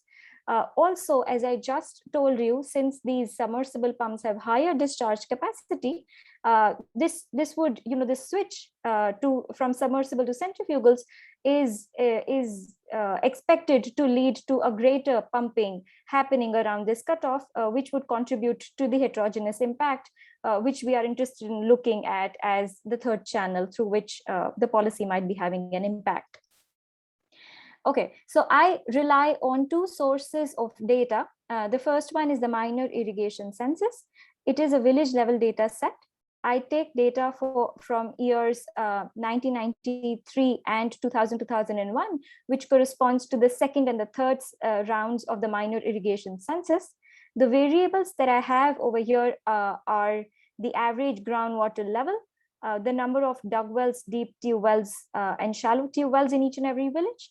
I know the number of wells according to the water lifting device. So I know the number of electric operated wells, the number of diesel operated wells, and other wells. I know these wells according to the horsepower rating of the pump, and also by status, whether these wells are in use or they are not in use. The second source of data that I would be using is the Central Groundwater Board data. It is an observation well level data set. The data is available from year 1995 onwards, and I would be looking at the data from 1995 to 2002. And the variable that I have over here is the groundwater depth of these test wells. So, the test wells are implanted by the Central Groundwater Board and the state groundwater departments for monitoring of the groundwater depths during 4 times in a year, in January, April, August, and November. And I would be looking at the pre-monsoon groundwater depths because I expect these to reflect a permanent change in groundwater depth, if any, due to any such policy change. Moving on to the methodology, I examine the impact of the policy change using the difference in differences methodology. Since this is a state level policy, I would be taking the villages or the wells in Punjab as a treatment group, and those in the neighboring state Haryana, where farmers continued to pay flat rate fee even after 1997 as the control group. Now, the key identifying assumption for the difference in difference model is that of parallel trends, which requires that the difference in outcomes between Punjab and Haryana would have been the same pre and post 1997 without this policy change. So let me just postpone showing you the pre-trend test that I conduct. But let me still say a few words about Punjab and Haryana. So these two states are agroclimatically similar states in the sense that their cropping patterns are similar. There is, paddy and wheat are the dominant crops in both these states. I also looked at some other outcome variables which are not there in these two data sets to compare across these two states. And I find that there is no differential trends in variables such as area under paddy cultivation or rates of change of rural electrification during this period in the two states. So, these factors do not really account for the observed impacts. I'll postpone showing you the pre-trend test. I'll show it to you towards the end of my presentation. Let me jump to the model directly. So YIJST represents the various outcome variables in village I, village in case of the minor irrigation census data, or well, when we are referring to the Central Groundwater Board data set. J is the district, S is the state, and T is the year. Gamma JS represents the district fixed effects. D post is a dummy variable which takes a value 1 for the post-treatment period and 0 for the pre-treatment period. In the case of minor irrigation census data, 1993-94 is the pre-treatment period, while 2000-2001 is the post period. In the case of Central Groundwater Board data, 1995 and 96 are the consist of the pre-treatment period, while there are two sets of post-treatment periods that I look at. The first one being 1998 to 2002, and the second one is from 2001 and 2002, which roughly corresponds to the post-treatment period of the minor irrigation census data. D Punjab is a dummy variable which takes a value 1 for all the entities in Punjab and 0 for those in Haryana. And over here, the coefficient on the interaction term beta gives us the impact of the policy change. Epsilon IJST is the random error term. So there could be a correlation between groundwater depth of wells that are lying closer to each other, so that groundwater pumping from one well might be impacting groundwater levels in the neighboring wells. And thus I account for the possibility of spatial correlation using the technique proposed by Conley. And I compute the physical distances between these test wells using the GIS coordinates that are there from the Central Groundwater Board data. And I have taken the distance cutoff to be 15 kilometers, assuming a Bartlett kernel, which means that the correlation between groundwater depths decays linearly up to 15 kilometers, and it's 0 after that cutoff. I have taken various other cutoffs which are given in the paper, and the results are robust to various other cutoffs considered. The outcome variables that I'm interested in today are the number of wells, the number and proportion of electric operated wells, the horsepower load of all the pumps in a village. And these are the variables that you get from the minor irrigation census data. In terms of groundwater depths, I'm going to look at the percentage deviations, and I'll come to this in a bit, why I take depths in terms of deviations and not in levels. And from the Central Groundwater Board data, as I mentioned, I would be looking at the pre-monsoon groundwater levels in terms of deviations as well as levels. Okay, so moving to the descriptive statistics, this is a graph from minor irrigation census data. This shows you the average number of dug wells and shallow tube wells in Punjab and Haryana in the pre and the post treatment period. The light shaded region shows you the average number of electric operated wells, while the dark shaded region shows you the number of diesel operated tube wells. Notice that there is an increase in the average number of dug wells and shallow tube wells in Punjab, as also the number of electric operated wells, while there is a decline in the average number of dug wells and shallow tube wells in Haryana. And one of the reasons why we see this decline in the number of wells in Haryana could be due to well failures pertaining to deeper groundwater levels in Haryana. This is a graph that shows you the average groundwater depths in Punjab and Haryana in the pre and the post-treatment periods. Notice that there is an increase in the groundwater depths in both the states, but percentage increase in Punjab is 45%, which is much higher than that in Haryana at 29%. I also want you to notice that the groundwater levels over here in both the states are not of the same order of magnitude, and thus these are not directly comparable. And due to this reason, I have taken the percentage deviation of groundwater depths from its mean in the baseline period as one of the outcome variables, since this measure is unit free and it's also comparable across the two states. I'll skip this. Okay, so this figure shows you the spread of the observation wells in both the states in the case of the Central Groundwater Board data. For representation purposes, I have plotted wells from year 2001. However, the wells in the other years look very similar. Each dot represents one test well. The motive of putting up this figure was just to show you that the wells are evenly spread out across both the states, and they're not concentrated in any one particular region of this state or any one particular district so as to bias our estimates. This is a figure similar to the one that I showed you, and this is plotted using the Central Groundwater Board data. Again, there is an increase in the average pre-monsoon groundwater depths in both the states, but the percentage rise is higher in Punjab if you compare it to Haryana. But notice that the groundwater depths in the two data sets does not look similar if you compare the levels from the previous figure that I showed to you. And I could think of two reasons why that might be the case. So firstly, the wells that we are looking at in the minor irrigation census data are the actual irrigation wells that are used by the farmers for extracting water, while the wells that we're talking about in the Central Groundwater Board data are test wells.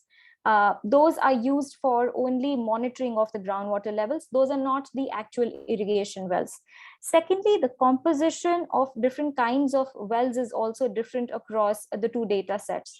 So if you look at the minor irrigation census data, about 90% are shallow tube wells, and 4 to 5% each are dug wells and deep tube wells.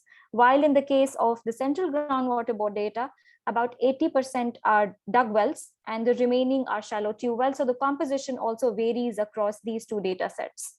So that's one thing that I want you to keep in mind. So let me quickly come down to a brief summary of the results that I have in the paper. So what I get is that there is a differential increase in the average number of shallow tube wells and dug wells in a village in Punjab by 40 if you compare it to Haryana, with the baseline figures of 76 wells in Punjab and 92 wells in Haryana. Much of this increase comes from electric operated shallow tube wells and dug wells, as can be seen by a positive and significant coefficient of 42 over here.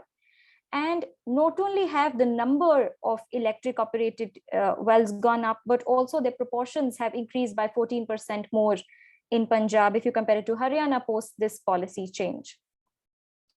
If we look at the horsepower load of all the pumps in a village, they have also gone up by 217 horsepower more in Punjab as compared to the control group. So you know, these are the two channels through which one would expect that there would be an impact on the groundwater depths, which is certainly the case. When we look at the percentage deviation of the groundwater depths, they have increased differentially by 16% more in Punjab if you compare it to Haryana. So that's what you get when you look at this policy. But notice that much of the border between Punjab and Haryana is this river, the blue line that you see over here, that's called River Ghaggar. So it is likely that wells lying on borders of both these states might be pumping from the same aquifer, so that a greater groundwater pumping in Punjab post this policy might lead to a greater groundwater depth for the bordering wells of Haryana, which may attenuate the impact of this policy change. And we really don't want that to happen. So just as a robustness check, I removed the wells on the boundaries of both these states, and I re-estimated this model. And as expected, the magnitude of the impact is now 26%, which is higher than 16% of what we had earlier on the percentage deviation in groundwater depths. So, you know, so there are some wells that are sipping in from same aquifers that lie on the border. These are the results that I get from the central groundwater board data. The upper panel shows you the full sample of the wells. Again, there is a 5.5% increase in the groundwater depths in Punjab as compared to Haryana. If we look at the post-treatment period of 98 to 2002, while if you look at the period 2001 and 2002 as a post-treatment period, the impact on the groundwater depths is 8.2%. Now, you know, this is marginally higher than when we were considering a longer post-treatment period, because I have argued that in the paper that, you know, water purchase decisions usually take time, and thus it takes a few years before the impact of the policy is observed. And that's why you see a greater impact when you look at the 2001 and 2002 period only, as opposed to when you start looking at the policy change from 98 onwards, when the policy got implemented in 97. But our main interest is over here, when we restrict the sample of the wells to consider only those farmers that are lying closer to the cutoff. So I consider the bandwidth of 6 to 10 meters. And what I observe is that the impact estimate is now 8.6% as compared to 5.5 of what we had earlier. If we look at the post-treatment period of 2001, 2002, the impact is almost 13%.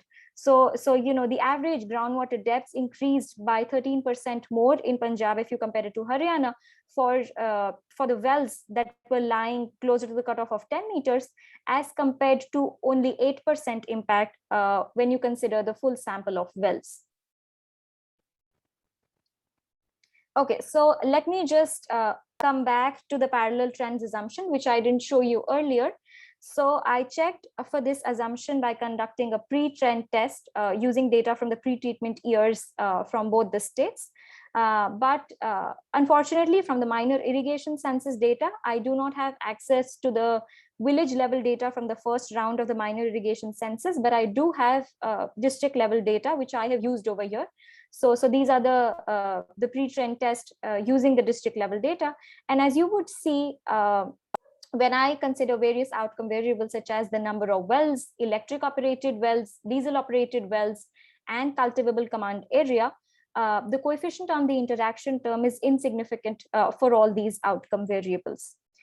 Also, if we look at the central groundwater board data, again, if we take 95 and 96, which is the pre-treatment period, if we consider only these 2 years and check for the parallel trends, what I get is that the coefficient on the interaction term is again insignificant for the full sample, and also for restricting the sample of the wells to lie near the 10-meter cutoff, which is an evidence that the parallel trends assumption holds good in my case.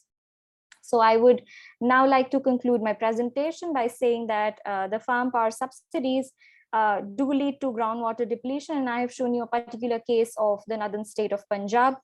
We've looked at the free pricing policy in this state, wherein I show you that there is an increase in the average groundwater depths through the channels of increased investment in electric operated tube wells and pumps of higher horsepower rating, with a sharper impact being felt where there is a technological shift requirement from centrifugal to submersibles in order to have access to groundwater pumping. The findings of this paper also has important policy implications in the sense that it highlights the need for some agricultural sector reforms in the form of some pricing policy reform or other incentives to be given to the farmers so that they utilize the water and energy resources more efficiently. Thank you so much for your attention. I'll be more than happy to take up questions. Since there are no co-authors, I was not looking at the chat box. There's only one in the chat box. Okay. Yeah. When you say groundwater depth increasing, does it mean that the water is being used up and hence is being reduced or otherwise? Oh, yes. So when I mean groundwater depth is increasing, I mean that the water is being used up so that the water levels are declining. So yeah, you've written it correctly. So that's what I mean.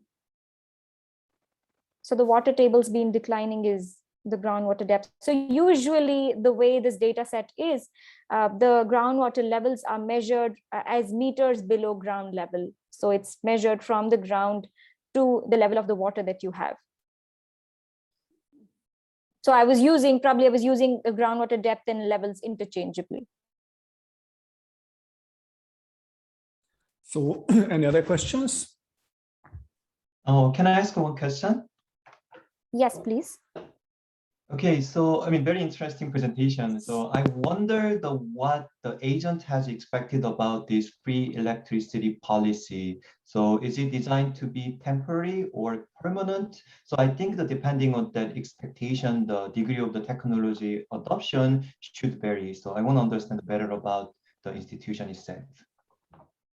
Right. Thank you for your question. So, initially electricity is subsidized in most of the states in India, and how this got introduced initially was that there was an expansion of rural electrification in the 1960s. And in order to avoid the transaction costs related to billing and metering of these pumps, it was decided by the center that, electricity should be subsidized and some flat rate should be charged. And with the idea that it would be revised upward, although that was not the case in most of the states. How this policy in Punjab came in is just a political stint. It happened just before the elections, wherein the government announced free electricity for the farmers for their vote bank. But probably what they didn't realize is that, usually a change in behavior of the farmers or any other agents in the society take time. So, when a policy is implemented, if you want to revert it back because it has negative impact on environment, that's not so easy, because there would be, protests from various interest groups. And it's not in the interest of everybody. And usually people are not maximizing social welfare when we talk about the practical world. So I think the only motive was the vote bank for farmers and nothing to do with the groundwater depth at all. But over the years, we've seen that the situation has been becoming really bad in various parts in India. But thank you for your question. I hope that just answers and makes context a little bit more clearer. Yeah, thanks. It's very clear. So I had one question. So is there any sense in what way this additional usage of water leads to higher yields in higher agriculture production?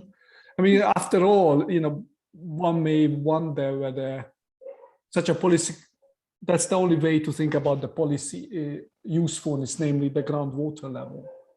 Versus one could also think, is the yield gain because of this policy change? Right. Thank you for your question again. So it's a great question. I have another paper in which I look at this, and that's my job market paper. But yeah, I can probably just summarize some of the findings from there. So I do look at the change in yields with the change in water that's being used by the farmers. And surprisingly, what I find is that the marginal product for water is quite flat.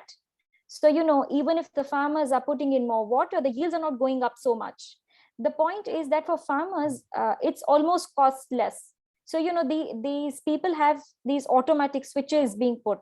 So they don't even, switch on and switch off their pumps, since electricity is free for them. they are not using these resources efficiently. It's just put on. Secondly, what they're cultivating is paddy. And paddy really requires a lot of water, and it is tolerant to water. It's not like cotton, wherein if you give a little extra water, there'll be a problem of pests, etc. That's not the case with paddy. So, in all ways, since it's tolerant to higher amount of water being used, it's actually being wasted. Okay. So what I show in the other paper is that even if you reduce the application of water, the yields are not reducing by a lot. And that's what one should be aiming to do. Okay, thank you. So any other questions? If not, then Disha, thank you for your excellent presentation and a very interesting one. And so we would like to move then to the next paper, the plant level view of an industrial policy, the core and heavy industry drive of 1973, Monseb Lee. Okay, so do you see my screen well? Yes, we do. Okay, so thanks Akos, the Roberts, the Stack, and CEPR for organizing this great workshop. And thanks for including our paper in the program. So this is a joint work with Minho and Yongs. So today we are going to talk about industrial policy. So industrial policy is everywhere, and we see the revival of the industrial policy these days, including the US, like American Jobs Plan by the Biden administration. So today we would like to revisit the effectiveness of the historical and the national scale industrial policy back in the 1973 in Korea. So during the East Asian growth miracle periods, the governments of Korea, governments of Japan, China were heavily involved in this structural transformation and the development of the economy. However, there is still the long-standing debate as to the effectiveness of the industry interventions. So what do we do in this paper? So we would like to evaluate the Korea's industrial policy during the 1970s using a newly digitized the plant level data. So I will spend a lot of time talking about what the industrial policy was and then what was the motivation behind. But let me quickly summarize what we do in the paper and then the findings of the paper for the next 5 minutes. So we make a policy targeted not only industries but also the regions. So there was the huge place-based policy, the building the 9 industrial complex in South Korea. And we will argue that it is crucial to take into account the effect of the place-based industrial policy that has been relatively ignored ignored so far in the literature. It's crucial to understand the effectiveness of the aggregate effectiveness of the industrial policy. And second, by using the plant level data, we provide the first analysis of the pattern of the resource allocation across the manufacturing plants during this period. So we have already seen the nice presentations before, discussing about the TFPR and so on. So we will use the same methodology and show how that resource allocation had changed after the industrial policy. So we're going to use the 73 to 79 heavy and the chemical industry drive under the President Park Chung-hee administration. So we have 3 findings. So first, is the plant level outcome. So output, input use, and the labor productivity grew significantly faster in the targeted industries and regions. However, the second, the total factor productivity in these targeted industries and regions did not grow faster, and that was because of the worsened misallocation. Because if we look at the simple average of the TFP or the plant level outcome for the incumbent plants, we see that the TFP incumbent plant on average, we find that the policy somewhat reshaped the economy. So this is the relatively ignored margin in the literature. So we show that establishment, the size distribution shifted to the right. So this could be coming from the fact that the firms became to overcome their financial constraint thanks to the industrial policy, or they were able to do some the technological adoption like we had seen from the India's example in the previous example. So the agents, their behavior changes with respect to the policy. And we also show that the targeted industries became more important in the total, the input-output, the structure in the economy. So there was some spillover effect to the non-targeted industries too. So for the sake of time, I will skip the literature and directly move into our setting. So this is direct translation from Korean to English. This is the government is announcing the heavy and chemical industry project. From now on, the government will accelerate the promotion of HCI such as steel, shipbuilding, and petrochemical industries, and thereby increase their exports. So this is the President Park's speech in January 1973. So this was the big push. So this big push effort has been motivated by the following the two things. The first, there was the North Korea's military provocations, and then the partial pull out of the U.S. troops by the President Nixon doctrine back then. So the government needed to promote the self-defense by promoting those related industries, those heavy and the chemical industries. And second, the government was pushing the export-oriented industrialization. So that is different from the countries in another side of the globe back then. So under this export-oriented industrialization, the Korea was basically mimicking what Japan did. So Japan did a successful structural transformation from light to heavy industries right after the World War II. So the Korea was also trying to follow that trajectory. So under these motivations, there has been the various forms of the targeting. So there were several forms of the targeting the industries, and at the same time, they also built the several industrial complexes. But the policy did not last because the president back then has been assassinated in 1979. And then the new administration, they used the private sector, the red growth as its slogan. So they changed many things back to the pre-1970 level. So it was more like the temporary industrial policy during this period for the 7 to 8 years. So let me show you some examples of the industrial policy. So this is the effective tax rate calculated by the broad level of industry. So this has been calculated by the Korean economist in 1985, just reading all the tax laws targeting the specific industries. So you see that before 1973, across the industries, the variation in the effective tax rate was marginal.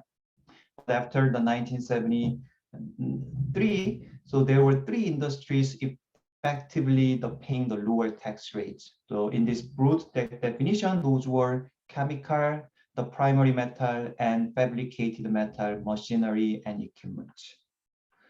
And then once the new administration comes, so they basically put all the tax incentives back to the 1973 level. So this is the policy targeting industry.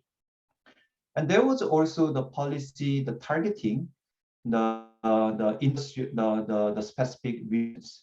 So these were the 9 new industrial complexes built during the industrial policy period.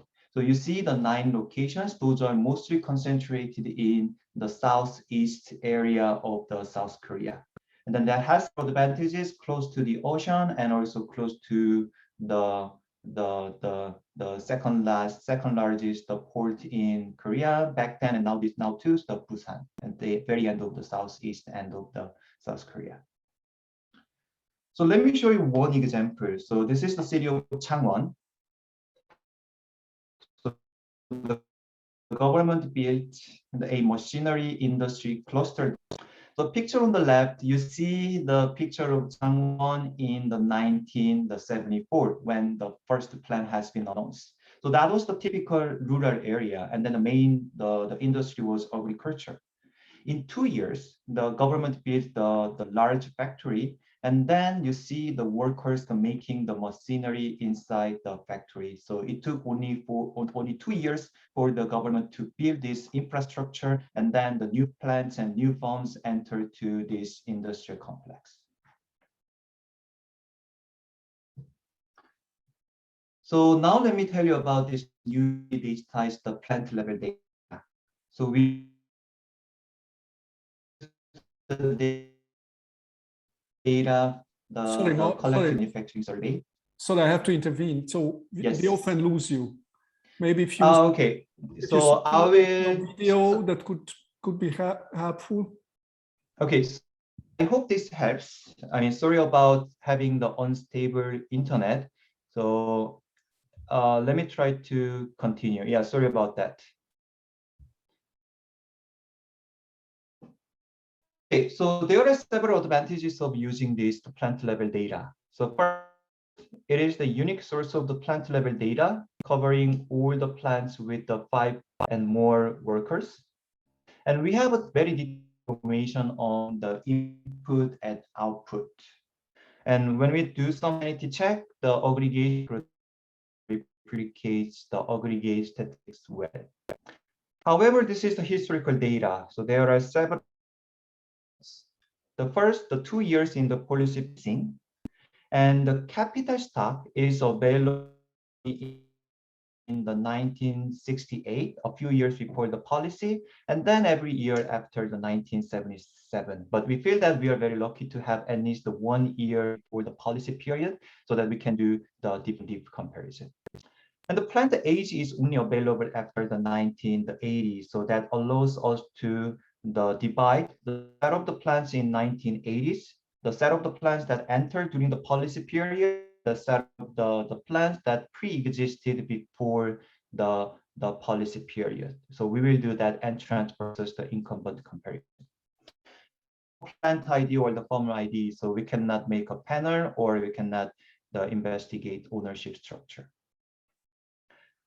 So based on the policy, so we identified the 15 out of the 28 industries that are targeted, and then 3 out of 11 provinces that are targeted. Those are the locations of the industrial complex.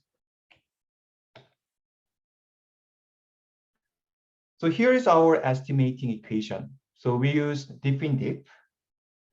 So the log y, the y is the outcome variable we are interested in. So we will look at the output, input, and productivity. And the independent variable, the shock, is the DIC, which is the binary indicator equals to 1 if the both industry I and the region C were treated and 0 otherwise. So we are using the 2-dimension the variation. So we are going to drop the 1971. So that is going to be the baseline. So the interpretation of the beta is going to be the differential evolution of the targeted versus the non-targeted industries relative to the baseline we dropped in the regression, which is the 1971. And because of 2-dimensional space, so we do the 2-way clustering, the standard error correction over industries and regions.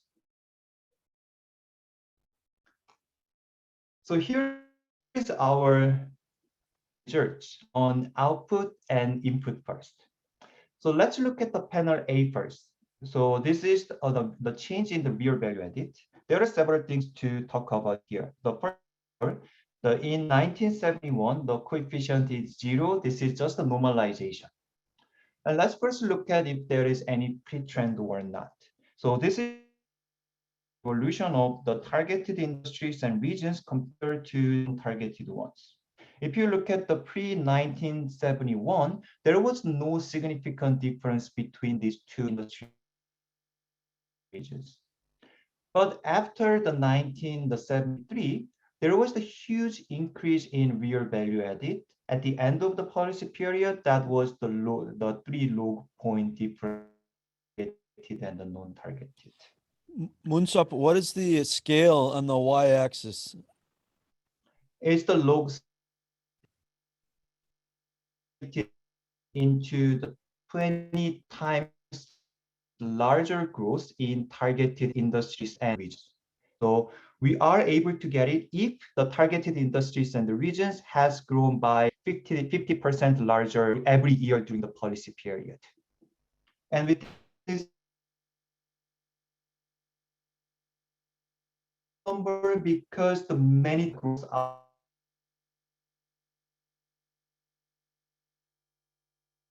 chemical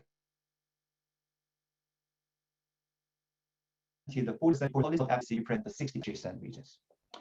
And B and C, we are looking at the change in input. The panel B is the labor input. The number of employees have increased. And the panel C is the change in capital stock. Again, we have only 1 year before the policy period, which is the 1960. So now the 1968 is the normalization, but you see that both labor input and capital input significantly increased during the industrial policy period, and it stayed there. So there was the persistent effect. So there was no additional boost after the end of the industrial policy, but still there was the persistent effect of the industrial policy after the 19. So now let's look at the total factor productivity. So the panel A is the total factor productivity estimated under the standard Koch-Douglas assumption. So we don't have a price data or the product level quantity data like the first presenter had from the India data. So this was the kind of the best, the measure we could calculate based on the dependent data. So you see that there is no significant change in the growth rate of the total factor productivity. So we wondered why. So both output and input increased, but there was no change in the total factor productivity. So that's why we checked the panel B, which is the simple version of the establishment level TFP without the considering the differential size or the value added across the plant. So if you look at the simple level, was the significant increase in the TFP. So something is going on inside the targeted industries and the regions in terms of the allocation of the resource across the plant. So in the next slide, we will look at the allocative efficiency. So first, we found that the concentration of the output and input increased more in the targeted industries and regions. But it does not guarantee the worsened misallocation. So we will use the Shanklino method. So where the total factor productivity, aggregate total factor productivity is the sum of the plant level TFPQ minus the variance of the total factor TFPR. So let's look at how the variance of the TFPR changed during the policy period and after that. So we use the same regression. So in panel A, we are looking at the standard deviation of the TFPR. The higher it is, the more severe the misallocation is. Compared to the baseline period, in the targeted industries and the regions, the degree of the misallocation has increased more than whatever the change of the degree of misallocation in the non-targeted industries and the sector industries and regions. One interesting finding is that we see the much less persistent effect. So we have seen the persistent effect from the output input, but here, so still the point estimate is the positive during the 1980s, but the magnitude is much lower than the one we observed from the policy period. And we believe that is due to the change in the industrial policy and the new administration. So the doing some rationalization, the meaning the reducing the excess investment or the removing any discriminatory the tax incentive and so on. So for the sake of time, I will quickly mention this economic impact of the worsened misallocation, because so far we only looked at the partial equilibrium comparison. Always the non-targeted industries and regions were the control group, and we looked at industries and regions' performance compared to the non-targeted ones. But by using this channel, the methodology, we can do more the general equilibrium or at least some more aggregated the level of analysis. The variance increased by the 34% in the targeted industries and regions, while that decreased, not increased, targeted industries and regions. So the TFP of the target in the higher by the 40% in the 1980, if the degree of the misallocation within the relative non-targeted ones remain the same between the 1968 and the 1940. So this 40% over these 13 years is the kind of the South Korea was missing in terms of the TFP growth by the worsened misallocation. So because we observed the plant age from the 1980, so we can decompose the set of the plants into the entrance during the policy period and income.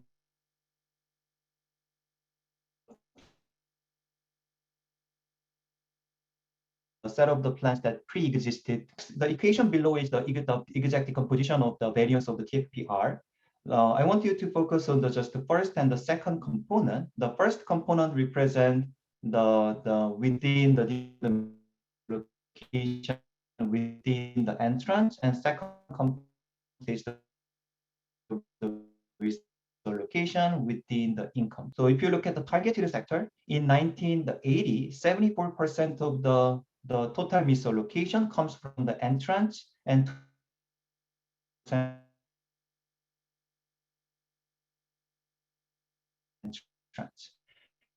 if you look at the non-targeted sector, the dispersion among the entrants were more pronounced in the targeted industries and regions.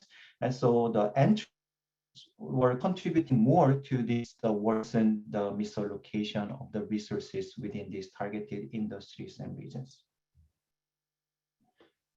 So for the remaining 5 minutes, so we will look at the other that has been relatively the ignored in the literature, which are the establishment size distribution and the change in the output structure.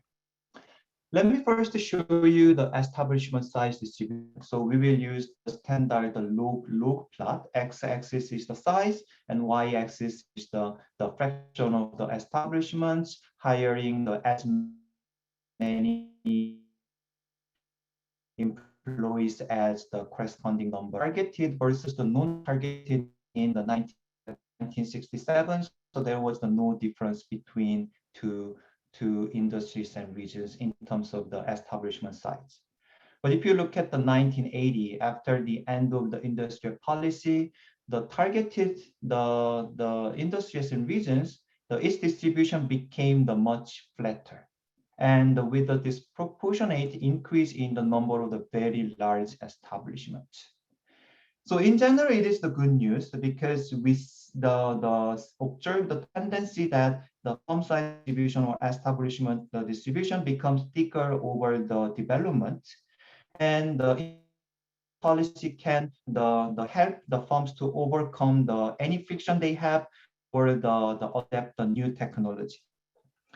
But there are caveats because we have already reported that the degree of the misallocation has increased. So the largest establishment in 1980, you are seeing several dots on the right, may not have been the most productive ones. So if we look at the establishment size distribution, we get some mixed the message in terms of the effectiveness of the industrial policy. So now we will look at the input-output structure. So in order to do so, we will introduce the statistics, the summarizing the contribution of the specific sector in the entire input-output structure. So that is the sectoral multiplier, following the Fadinger-Aders paper. That's the combination of the Leontief inverse and the vector of the expenditure shares. So that is closely related to the upstreamness of the economy. So our question is, before the policy, so what was the sectoral multiplier difference between the two sectors? And after the policy, how it has changed, whether the targeted industry became more important or not. Because this sectoral multiplier captures the impact of the 1% change in the productivity of a given industry on the overall value added of the economy. So if that number increases, now we know that targeted sector became more important or the less important. So the next slide is our result. So I want you to focus on the table because the figure on the left is just a graphical representation of the table. The table, the panel B, the summarizes the average multiplier in the non-targeted industries and targeted industries. If you look at the 1970, there was almost no difference. The average multiplier was the 2.6% in non-target and 2.5 in the target. But after the end of the industrial policy in 1980, so in non-target sector, there was no change in the average multiplier. But in targeted sector, that has increased to 3.1%. So meaning that whatever the productivity shock, either positive or the negative, the toward targeted sector after the end of the industrial policy will be more, it will have a higher impact on the overall economy. So after the end of industrial policy, the target became more important, and then also generate some spillover effect to the non-targeted industries that are using the output of the targeted input. So now let me summarize, and I'm very looking forward to having the active discussion during the Q&A session. So we revisited this the fundamental question: what does industrial policy do? And then we looked at the specific, the historical, the national scale, the industry in Korea. And then we discussed the three things. The first, look at plant level outcome, but only looking at the plant level outcome is not enough to understand the sectoral level outcome. So that's why we looked at the allocative efficiency. So then sometimes we get the different results from the plant level outcome versus the sectoral level outcome. And even further than that, so by using the sectoral level information, we also have some discussion or provide some suggestive evidence that what has been happening at the economy-wide level by looking at the establishment size distribution and the change in the input-output, the structure over time. Okay, thank you. Thank you very much. So if you could look at some of the questions or react to the comments in the chat. Okay, so now I started reading the questions on the chat. Okay.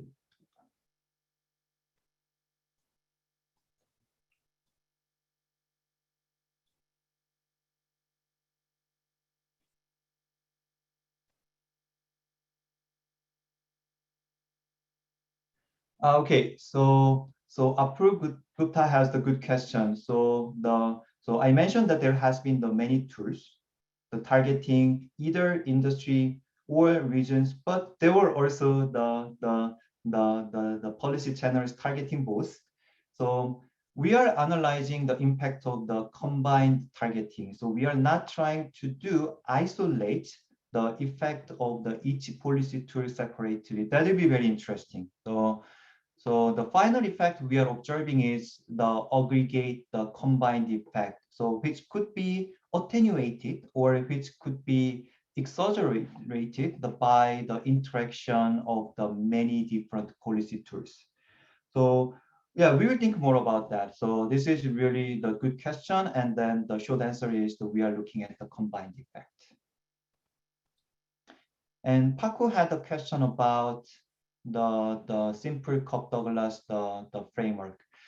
I mean, sure. So we haven't checked the scale, the degree of the scale economy in our data. So this is something we can check from the data, whether during the policy period, especially whether the plans were showing the increasing or the decreasing the return to scale.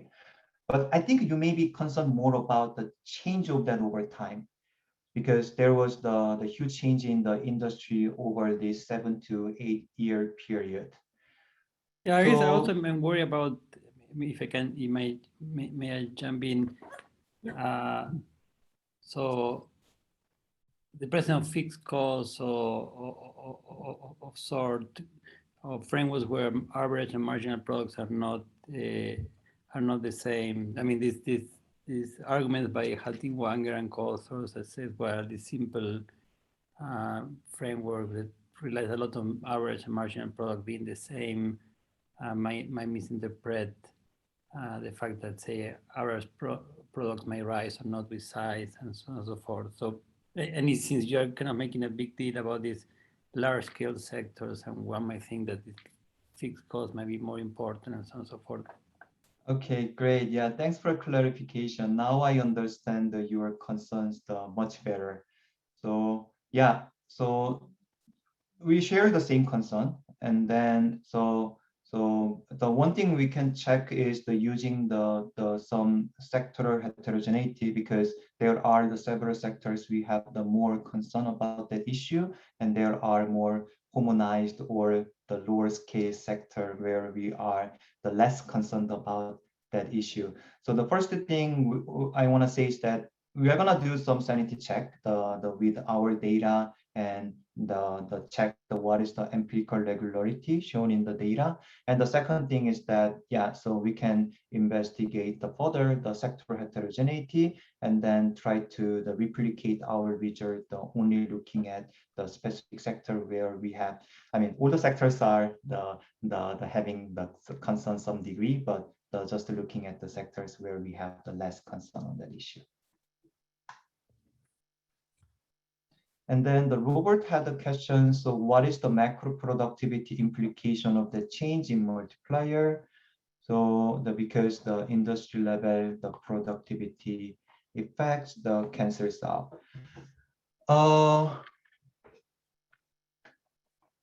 So Robert, so the multiplier you are talking about is the multiplier in the IO matrix. So I just want to double check with you. Yeah, I think so. Yeah, that's it. Yes. So there was the change in the multiplier, but there was the huge productivity growth in both sectors. So we are looking at the 7-year period where the aggregate GDP at least increased by the 10% every year. So what we found in the partial equilibrium between the exercise is that there was no significant difference between the targeted versus the non-targeted industries and regions. So suppose that they grew at the same rate. So then in 1980, so now we are looking at the two sectors with the higher total factor productivity than the industrial policy period. So then still the increase in the industry level, the multiplier is gonna accelerate the increase, the overall the total factor, the productivity. So it is more about the partial equilibrium versus the general equilibrium sense. Thanks. Yeah, thanks. Any more questions? I find one more question on the chat. Yeah. So what is the source of the misallocation that industrial policy is reducing? Yeah, that's a good question. So we have several conjectures, and anecdotal evidences. So this is something we cannot, unfortunately, directly test from the data. But so First of all, we found that it was more coming from the entrance, the new plants during the industrial policy period. So the new plants that has been built in the industrial complex or enter to the targeted industries may not have been the most productive one. And more than that, there has been several anecdotal evidence or some empirical regularity that the industrial policy has increased the concentration of the economy. So there has been several CEPR, which is the big conglomerates in Korea that were basically born during this policy period. So some the policy channels, the subsidy or the tax incentive has been concentrated to the big corporates, the big conglomerates. So they are productive in one sector, but when they enter to the new sector, I mean, they enter to the new sector a lot during this policy period, it does not guarantee that they are the most productive candidate in the new sector or new region. So we have a conjecture that the discriminatory or the directed subsidy or the procurement to the big conglomerates may have contributed to the increase in the degree of misallocation, because they may have not been the most productive entrepreneurial candidate in the new sectors, the areas or new developed areas in Korea.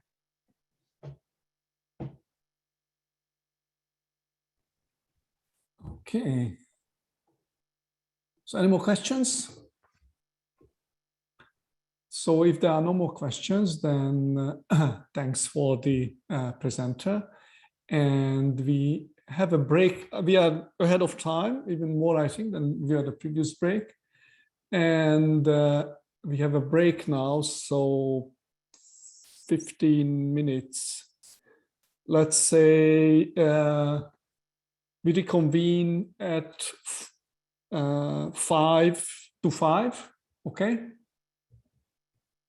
Okay, so see everyone here 5 to 5, okay, in a bit more than 15 minutes. Okay, thank you. Monsieur, I have Yep. No, just to have a comment for a question from Monsieur. Okay, no, well. Make it more informal. Thanks, Franco. If people don't wanna just get people Okay, stuck. in the break, you use your time the way you want. Perfect. Franco, no problem. Okay. So, Monsieur?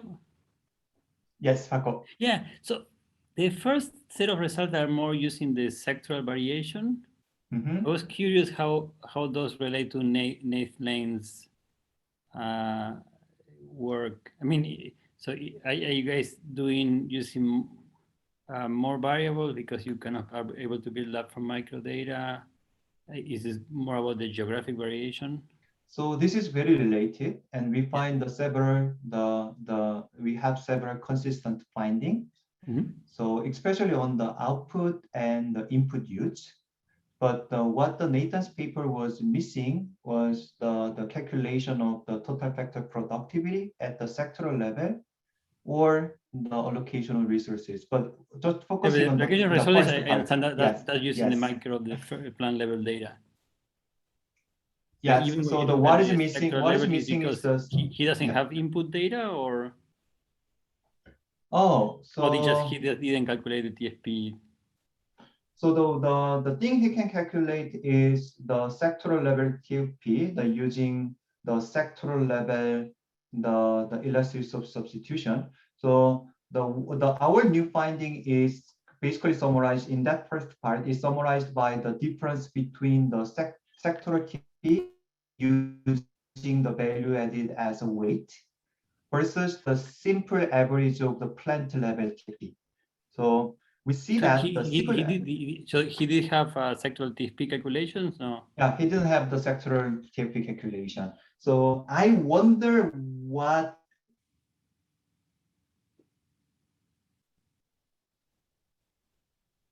he could get if he only used. Sorry, I guess your connection was cut off for a few seconds. Yeah, sorry. So yeah, I was saying that he didn't do And then, so I wonder what we would get from the sector to be closer to our value added, the weight version versus.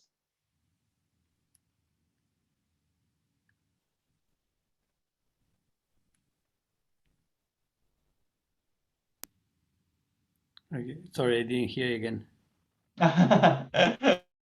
Okay, so what is your last question? There was some disconnection. Yeah, I guess I can ask Young's more over here. Yeah, I mean, sorry about the poor connection, but what is your last question? If you still hear me. No, I guess in the so the sector level data has input information by sector, no? It has information, yes. Input, so you can calculate sectoral, even you don't have the micro data, you can calculate sectoral level. Based if someone knows the elastic substitution should be estimated from the micro level data.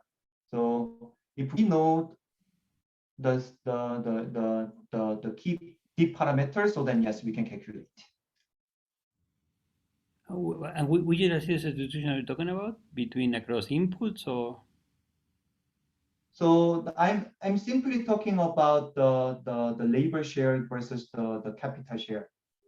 So I see. So in order to get the residual, so we need to know the deep parameter. I mean, in the data is the labor share and the capital share. So we estimate that from the plant level data. So with the sectoral level information, if we know the deep parameter, we can estimate the TFP as a residual, but it is really hard to get that deep parameter. I mean, it is possible, but I'm not saying that it's impossible, but it's less credible. Okay. Cool. Yeah, thanks. Yeah, I'm quite sure the Yongsi is on, so you can so you can also leave some other comments if you have or the question to him. Perfect. Okay. Yeah. Thanks you. A lot. Cheers. So I think we should start. Okay. So welcome back, everyone. And David, the floor is yours. Great. Well, thank you so much. Thanks to the organizer. Okay. Oh, can you hear me? Hello? Yep. I'll just make sure that. Yes, we can hear you fine. Excellent. Thank you. I still don't hear you, I think. Oh, really? Huh. Can you hear me now? I've been hearing you perfectly. Okay. Okay. I think Akash all right. I switched off the. I see. Okay, good. And that doesn't show up in anywhere. Sorry, I do apologize. Okay, I was worried for a second. Okay, excellent. Well, so thanks a lot to the organizers for putting this paper on the program. It's been great so far. So hopefully, I can keep up the standards. So the paper that I'll be presenting today is called Welfare and Output with Taste Shocks and Income Effects. And it's joint work with Ariel, who was supposed to present the paper today, but unfortunately couldn't make it because of the Jewish New Year. So maybe I should say fortunate. Okay. So in this paper, we are interested in I would say, very standard question that a lot of economics is about, which is we're trying to understand how does welfare respond to changes in choice sets.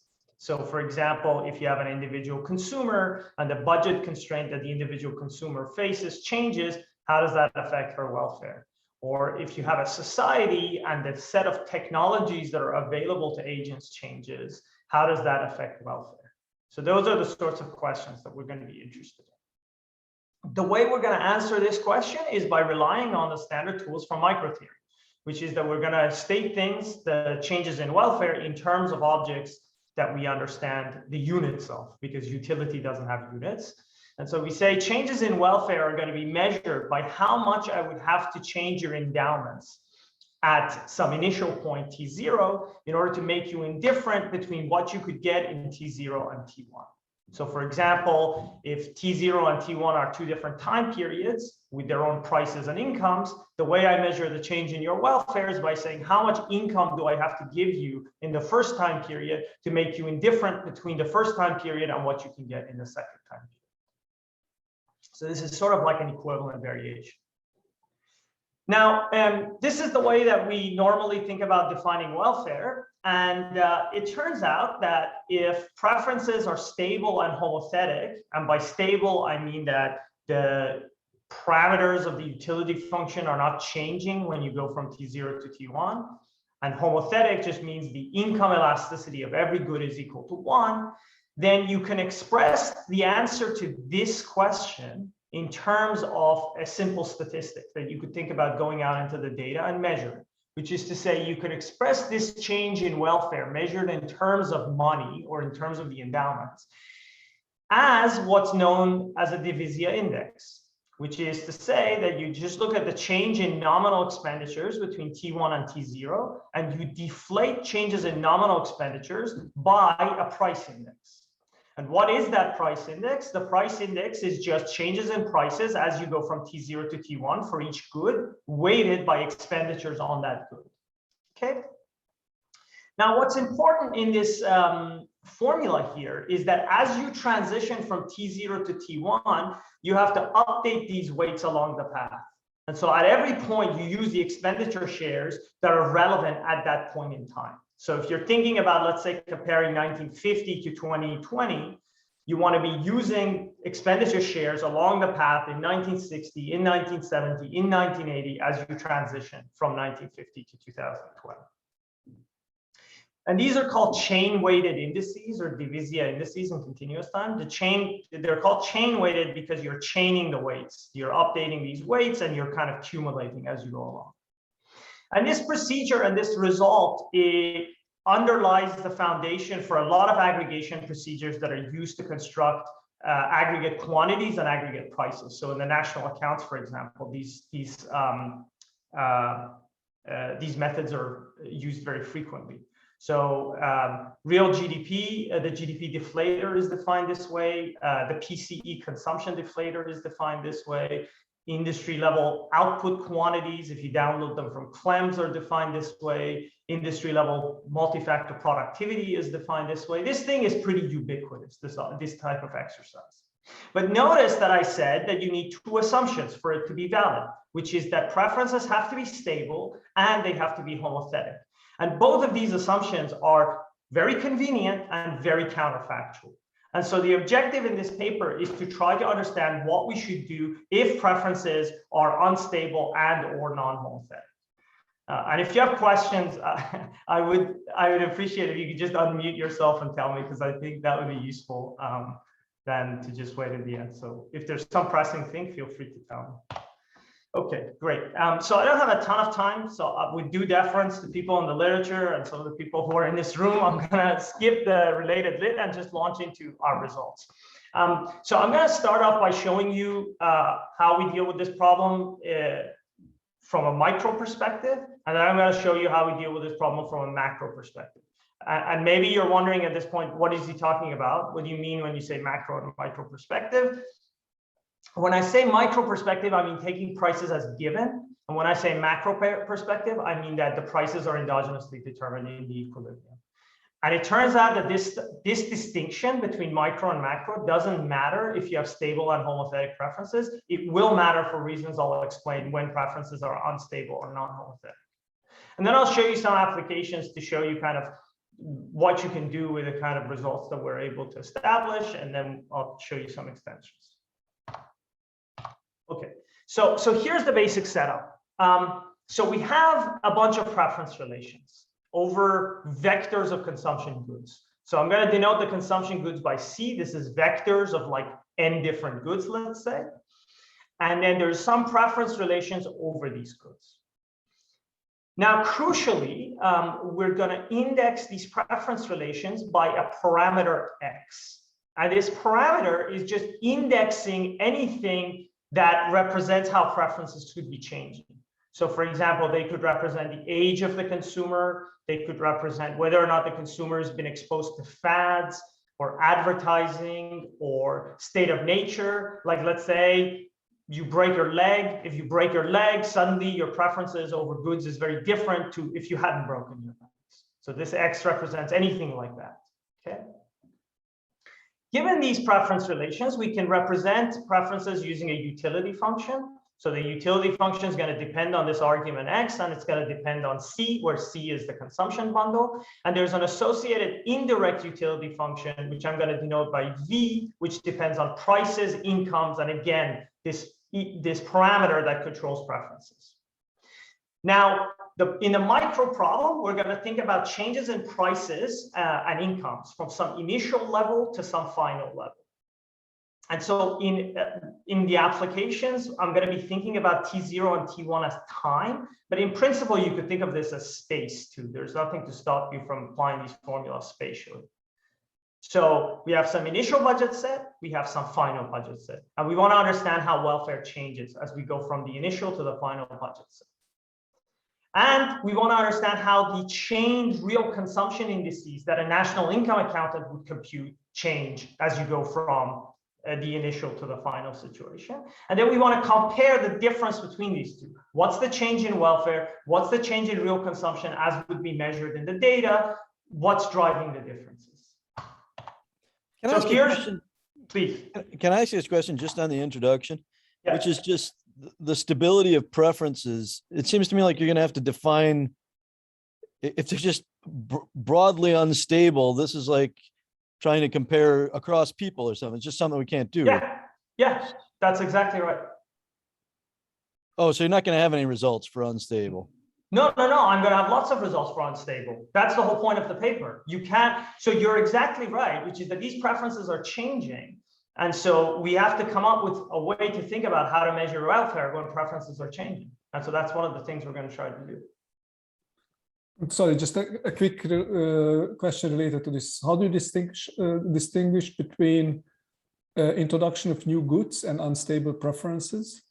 So the way we think about the introduction, so this is a great point. So suppose that, Akash, you're not buying something, and suddenly one day you start buying that thing, okay? And we might think there's two different things that are driving that. One is the good was unavailable, and it suddenly became available, or your preferences changed, and the good was always available, and you now just decide that you want to buy it. Okay. And so those are two different things. They have very different welfare implications. And at the end, one of the extensions is how to think about the extensive margin. So in terms of how I'm thinking about the results and what I'm going to show you today, I'm not going to explicitly think about the extensive margin, but you can extend the results to the extensive margin. The way to think about new goods, if they're not due to preference shifters, is just the usual way, right? Which is that the change in welfare is like, what happens if the price of the good falls from its choke price to whatever price it is at which you can buy it? But that's different to if the good is available and then you suddenly change your preferences. And so that's why you want to buy. That's a different thing. And I'm going to talk about that at the end. Okay? Okay. Great. So I'm going to define to answer the question that was here. I'm not sure who was asking it. Was it Joe or Doug? I'm not sure. About how to define preferences, welfare when preferences can change is what I'm about to do on this slide. So this is the slide that answers that question. So before I do welfare, let's just talk about real consumption. So real consumption is just what I showed you on the first slide. This is the definition I'm going to use throughout the paper. And so that one shouldn't be controversial. We just look at the change in nominal income deflated by prices using the expenditure shares along the path as you go from T0 to T1. Here's how we define welfare. How do you define welfare? Well, we're going to use equivalent variation. This is the indirect utility function. And I'm going to say, how much does the income of the consumer need to be increased if the consumer is facing initial prices so that they're indifferent to their final budget constraints? Now, notice that when I write this definition, I have to fix preferences, okay? Precisely for the reason the question was being asked. When preferences change, you cannot compare utilities across different utility functions. It doesn't make any sense. Utility functions index choices. So if the utility for a given value of X for one bundle is higher than another, that means we prefer that bundle. But if the utility value is higher for a different value of X, that doesn't mean anything, because the X is not something the consumer is making choices over. Those are just their tastes. So when you compute a notion of welfare, you have to fix preferences. You have to use some preferences that are relative for the exercise. And for our purposes, we're going to focus on preferences in the final period, which is to say your preferences after your preferences changed. Your like T1 preferences, okay? The results I'm going to show you can be modified to apply to T0 preferences as well. But T1 preferences, I think, at least in a temporal context, are sort of seem like they're the more relevant ones. Okay. So any questions about this before I go on? Okay, perfect. And so this EVM is the thing we're going to be interested in. That's how we measure changes in welfare. And I put a little m here because this is a micro notion. I'm going to have a macro notion coming in a little bit. So now, how can we think about changes in welfare and changes in real consumption? I'm going to define budget shares for this agent, which are a function of prices, the level of utility, and this X parameter, which indexes preferences, tastes. And so you can think of this as the Hicksian budget share of the agent. And then we can write changes in real GDP or changes in real consumption and changes in welfare as the following two integrals. And writing it like this makes it really clear where the differences are coming from. So changes in real consumption are changes in nominal income deflated by budget shares along the path as you go from T0 to T1.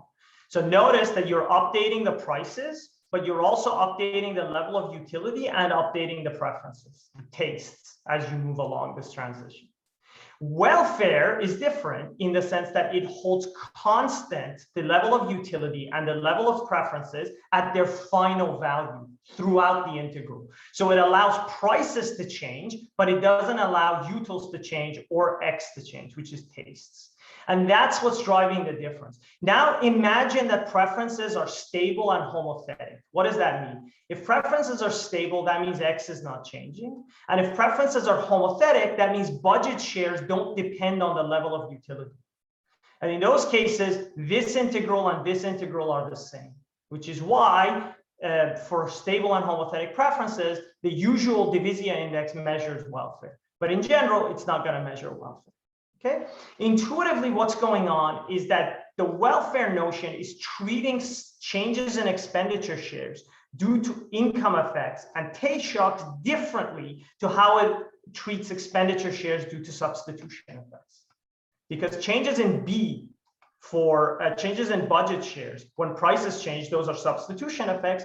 Changes in budget shares, when utility changes or taste changes, those are income effects or taste shocks. And they're being treated asymmetrically for welfare, okay? So I want to give you some intuition for why you would want to do things like this. Suppose that we're interested in computing the change in welfare, comparing 1950 to 2014. Now, in 2014, households are spending way more on healthcare. And this could be due to aging, so that would be like an X effect, but it could also be due to income. Households are richer in 2014. That's why they spend more on healthcare. That's like a U effect, okay?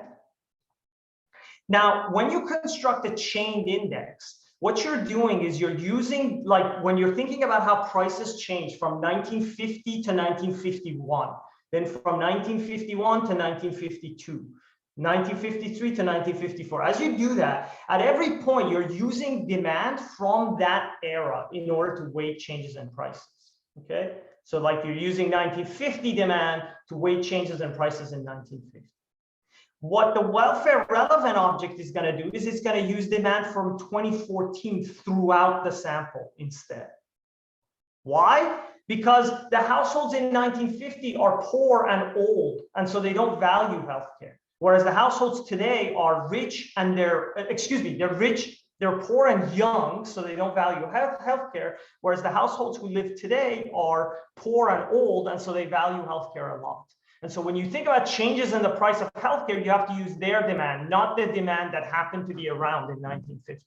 And that's what's causing the difference. Okay, so any questions about this intuition before I move on? So a quick question, not on the income effect, but on the preference side. If I think of a more detailed description of preference where the changes in the aging come because of the probabilities I'm facing are changing, or the death probabilities, I guess I will argue that if the model is that way, the preference are going to be stable, but there's some underlying productivity parameter that is changing. Yes. Can So I think so the way to think about that, let me go back here to this definition. The way to think about this X is it's like there's something something that changes utility over which you don't have information about, like the welfare content of it. Okay, so it could be that like X represents something like, let's say for argument's sake, that X represents hidden qualities that we don't see. So like the household actually does have preferences over it, but it's something we don't see. Okay, there's like no way to recover information about it. What our welfare notion does is it just says, well, hold it fixed if you want to make comparisons, because preferences are not being revealed over X itself, even if there are some preferences over X in some high level. Like God knows the preferences you have over X, but we don't know what they are. And because we don't know what they are, we have to hold them constant because we don't have any information on their value. So that's one way you can kind of think about this. So if you have a model where the X is something that households make choices over, so like quality is not a good example, because like households can make choices over low quality goods and high quality goods, and that reveals their preferences over that. Then you should do the usual quality adjustment. You shouldn't be doing this. But if it's something that you don't make choices over and it's changing your behavior, then the only thing you can do is hold it constant, because we don't know, even if you have preferences over it, we have no way to recover what they are. Does that make sense, that answer?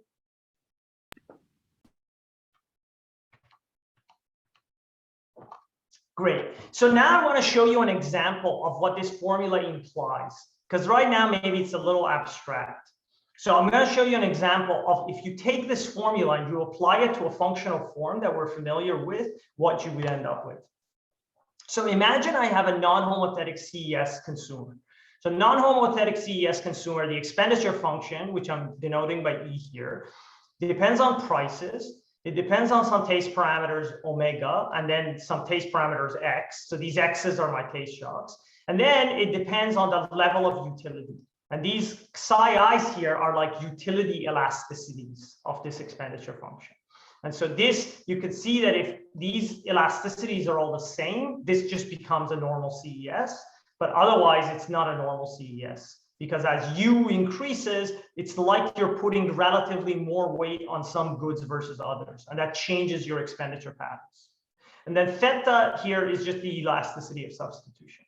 Now, sometimes what people like to do is, if they have a utility function like this or an expenditure function like this, they try using changes in utility in this function to measure welfare. But that's not a good welfare measure. Its units are not meaningful. What you should be doing is you should be doing something like a money metric, which is what we're doing, as I mentioned at the beginning. And here's what the money metric is. So if you go back here, it's very easy now. You just fix U, you fix X at the final values, and you evaluate this integral, and you get this expression. So what is this expression? It says the changes in welfare for this non-homothetic CES is just the change in income deflated by the change in prices, where the changes in prices are just using the budget shares at their final value and the elasticities of substitution. So this is like exact hat algebra. And it's the same as if it were a CES guide, as long as you initialize around the final budget share. Okay? And so what this formula is showing you in particular is you don't need to know the income elasticities, and you don't need to know the taste shocks. You just need to know the substitution elasticities. There was a question? Yeah, I was going to ask, are you going to be able to ever distinguish unstable preferences? I mean, I guess there's some you could rule out if they're just, but unstable preferences from stable misspecified preferences. Yeah, so I think when you say misspecified preferences, I'm not sure how to think about that, because what I'm thinking of is you have demand curves, which are functions of prices and income, okay? And so if I see that demand curve is moving around, and so basically holding fixed prices and income, you're suddenly making a different choice. Then in my language, that has to be unstable preferences. So, so you have to have, so this is not about, yeah, so I see what you're saying. So you're saying, oh, but maybe you don't know the substitution elasticities. That's why you think these are unstable preferences. Yeah, in a simple way, yeah. Yeah, so like an extreme or case, you just have an omitted, you have some omitted thing, right? So the prices, I mean, I'm not sure how often you're ever going to measure constant prices and constant income anyway. yeah. But if there were, there might be just some price that you omitted that you didn't realize was in the utility function. Yeah, so if you have a missing price, so that's perfect. So imagine we have a missing price and that's causing the demand to look unstable, right? Then the way you should interpret that is this welfare notion is it's like holding that price constant. So I say, I measure some prices and there's some price I don't measure. I cannot measure this price. I'm going to hold that price constant, the one I don't measure, and then compare before and after the part of the prices that I can measure. Because I can't measure this last one. So it's, you know, the best thing I can do is just hold it constant for the comparison. If you could measure it, then yeah, you should incorporate it in the usual way. And then what I'm saying is sometimes there's some things that even if you're God, you know, they're just changes in preferences. Like, you know, just philosophically, it's not a price. It's not something you have preferences over. Does that make sense or not? Yeah, I understand. I was just thinking about whether this could ever be identified, because I think I guess there'd be different ways to approach it if it's misspecification, for example, and we know what we're supposed to do. So this is kind of an imperfect fix. So yeah, so I'm going to show you when we get to the applications. I think maybe it's going to help kind of make it more clear, like how you would go about applying these kinds of formulas. But just for argument's sake, imagine, I mean, there's like a theoretical issue, which is that suppose that I have the expenditure function and I want to know how to compute changes in welfare. And then there's a separate issue of like, okay, in the data, how can we actually like identify the different parameters we need? And so I'll talk about that in a little bit. But the one thing I want you to take away from this is, and I think this is an important point here, is that for these non-homothetic CES aggregators that are very common in the literature now, even if they have taste shocks, you don't actually need to know the income elasticities directly, and you don't need to know what those taste shocks are. You just need to know what the elasticity of substitution is. That's all you need. But if you have the elasticity of substitution, you can compute the change in welfare. In fact, so to go back to your question, Joe, it doesn't even matter for this welfare notion whether the changes in expenditure shares were being caused by income effects or taste shocks. You don't need to separate if you want to use this formula.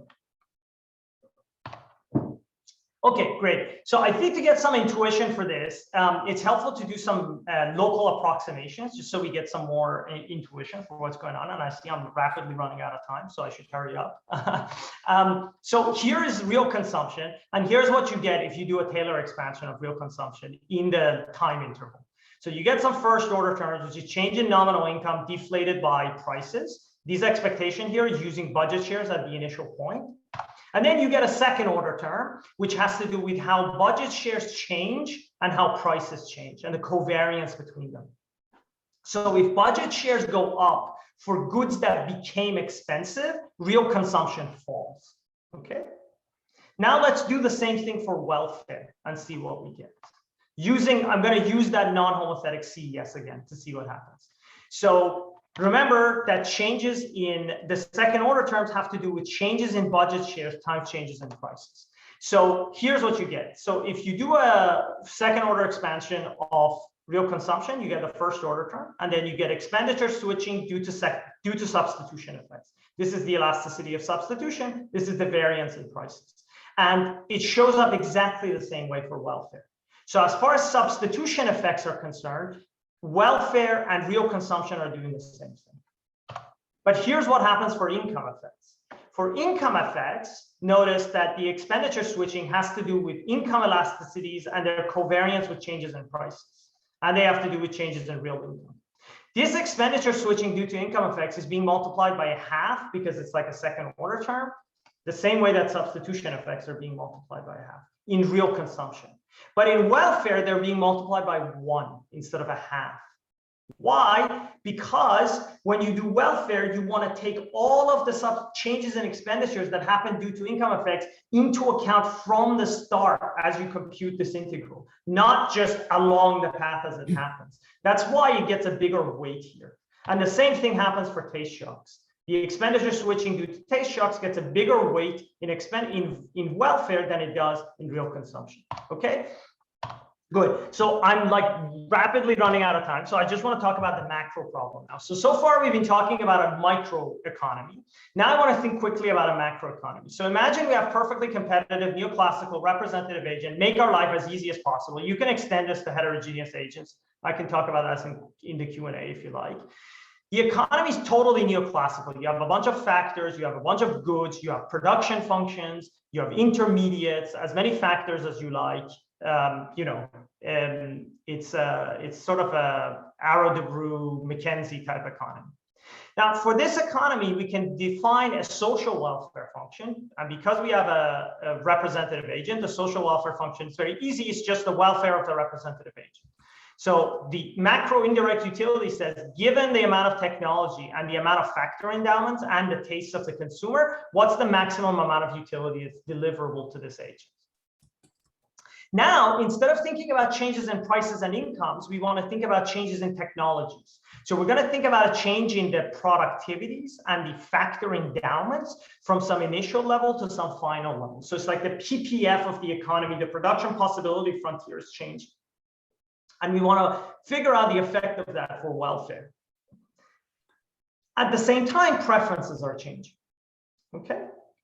Now, one thing you could do is you could just use the micro object again. You could just go get the prices in the initial equilibrium, the prices in the final equilibrium, and compute the change in equivalent variation. I'm going to claim that's a poor measure of the value of technological change. That's actually going to be a misleading thing to do. Why? Here's an example. Suppose that households are aging as you go from T0 to T1, but technology is not changing. So you have literally the same PPF, for argument's sake. You have literally the same PPF, but preferences have changed. That's the only change that's occurred.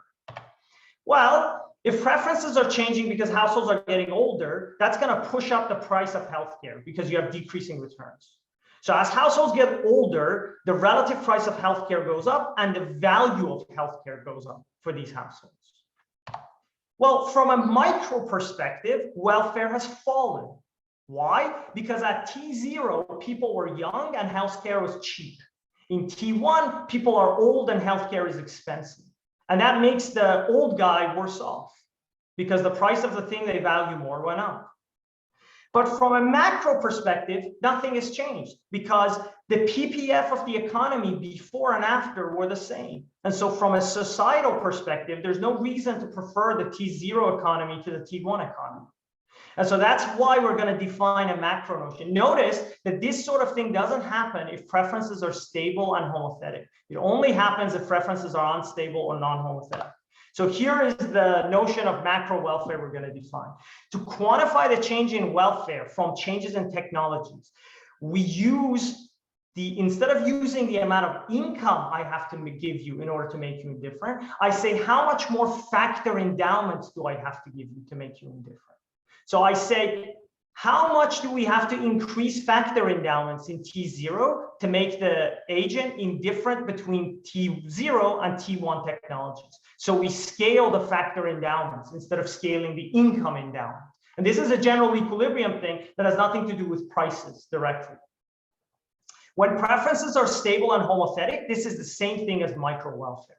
When preferences are stable and homothetic, this is the same thing as consumption equivalence. But when preferences are unstable or non-homothetic, they're not the same thing. Okay, and so that's what we're going to use. Now it turns out for this object, there's a very clean version of Halton's formula, if you're familiar with Halton's formula. So suppose I take my economy and I let lambda be the sales shares in the economy as a function of technologies, utility, and excess. This plays the role of budget shares, whereas I had budget shares in the partial equilibrium problem. I'm now going to have sales shares or DOMAR weights as the relevant weights. Okay. And then we can write changes in GDP and changes in welfare in this economy in response to changes in technologies and changes in cases given by these two formulas. Changes in real GDP are just the DOMAR weighted changes in technologies cumulated up. So this is Halton's theorem. It's saying just take changes in sales shares, multiply them with changes in sectoral or industry or good level TFP and add them up and integrate. But welfare is different. It uses these counterfactual sales shares that would occur in equilibrium if you could hold utility levels and preferences constant. Okay. And so in the paper, we show you how to compute this. It's sort of like the GE counterpart to the micro thing. I don't have time, so I'm going to show you some applications. So one obvious application of this is the long run growth. So like Boehm's cost disease, what are the implications if Boehm's cost disease is being driven by income effects versus substitution effects? The kind of analysis we've done here suggests that the welfare implications are very different. So if structural transformation is due only to substitution effects, imagine there are no income effects, there are no taste shocks, then the object that we measure in the data as TFP is correctly specified. It is the welfare relevant notion. Okay. However, if structural transformation is happening only due to income effects and taste shocks, and there's no substitution effect, then we're actually doing the wrong thing. What we should be doing is we should be using the final DOMAR weights throughout the sample rather than the DOMAR weights along the path. So here, these are like the two polar extremes.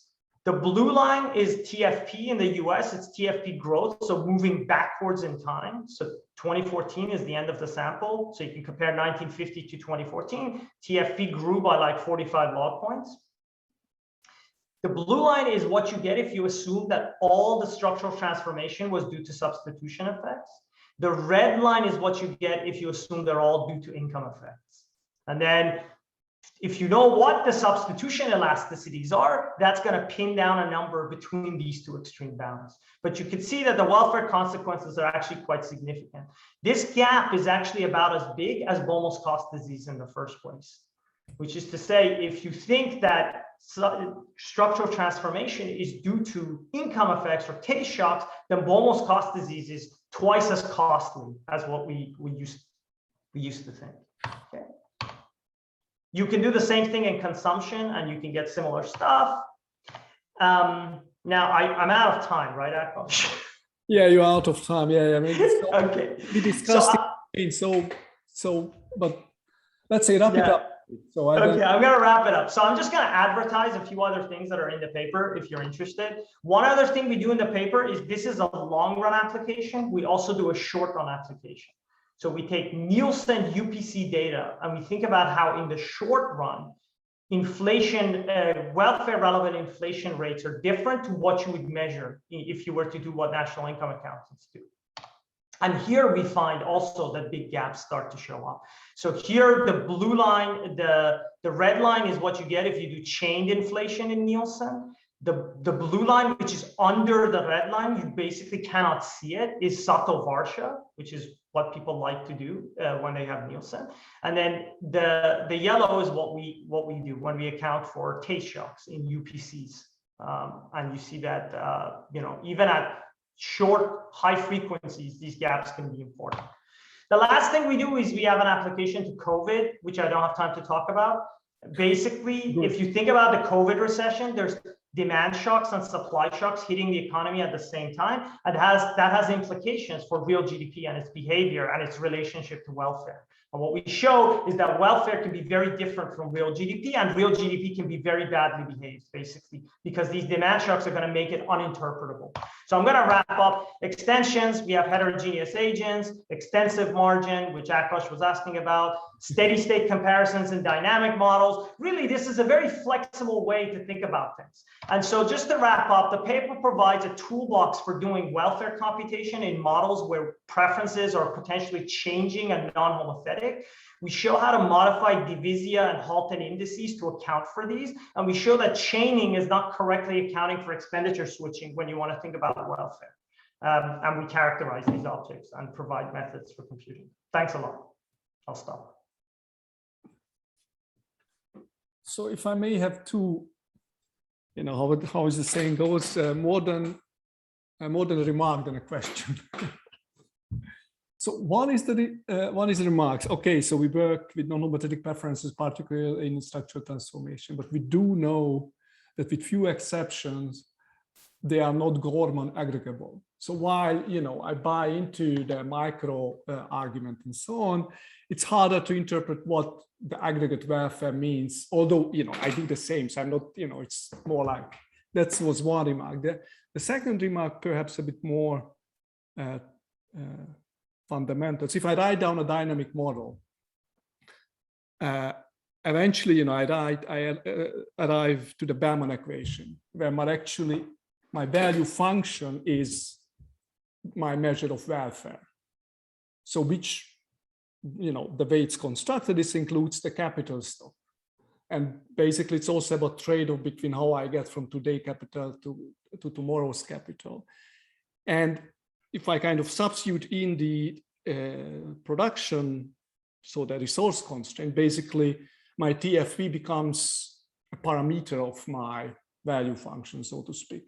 It's as if your X would capture kind of basically like preferences in that sense changing over time because of the technology shock. So I wasn't entirely sure how goes into this story. Perfect. Thanks. So those are both really useful questions.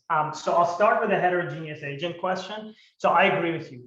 In general, those preferences, non-homothetic ones, are non-aggregable. So how should you think about this? Now, the results I showed you is basically assuming homogeneous agents. Now, of course, that's like a ridiculous assumption. What can you do if you actually want to do heterogeneous agents? So we have a companion paper that shows how to do it. Basically, the reason I'm not showing you that stuff is to simplify this presentation. All the theorems I showed you go through if you do heterogeneous agents, but you just need to slightly modify the welfare notion to generalize it to be valid for heterogeneous agents. The way you do that is instead of saying what's the change in endowments in T0 such that it's possible to make the agent indifferent between T0 and T1, you say what's the change in endowments in T0 so that it's possible to make every agent indifferent between T0 and T1. So it's sort of like a Pareto improvement type of thing. Okay. I raise the factor endowments by enough such that it's possible to make every single agent in the economy indifferent between T0 and T1. That's my measure of the change. And if I do it like that, then I can reprove all the results using heterogeneous agents. So that's the first thing. Okay, so now what about dynamic models? That's excellent. I would break my answer up into two subparts. The first part is that in practice, a lot of these objects that we compute, like real GDP, real consumption, so on and so forth, they're kind of static objects, right? They're not like if you go and download the PCE, it's not trying to do the net present value of consumption. It's just trying to compare the static bundle today versus tomorrow. And so that's one way you can use these results. But you're right that maybe you're interested in the net present value of income or something like that. There's nothing to stop you from applying these formulas to a dynamic economy. You just do arrow de Broglie. I mean, from a theoretical perspective, right? You just say, okay, I have some initial quantity of capital. That's part of my factor endowment that I start with. And then I have some labor endowment every period in time. And now there's a different economy with a different capital, a different labor endowments, a set of labor endowments maybe, and some different technologies. And to compare welfare in one versus the other, I say I take the factor endowments in the first economy and I change them proportionally so that the agent becomes indifferent between the final economy and the initial economy, right? That's the way you would do it.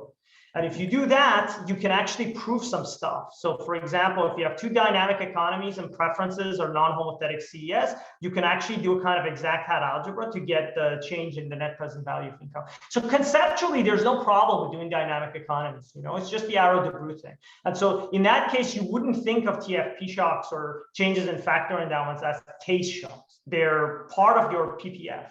It's just you have a dynamic intertemporal PPF instead of a static one. That's the only difference. Okay, great. Any other questions?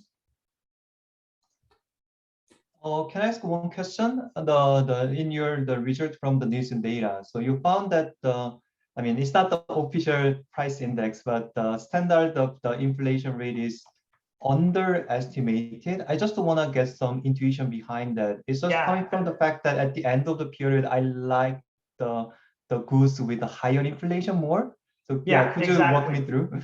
Exactly. That's exactly the intuition. So what's happening is when prices go up, basically there's like tastes also go up for goods.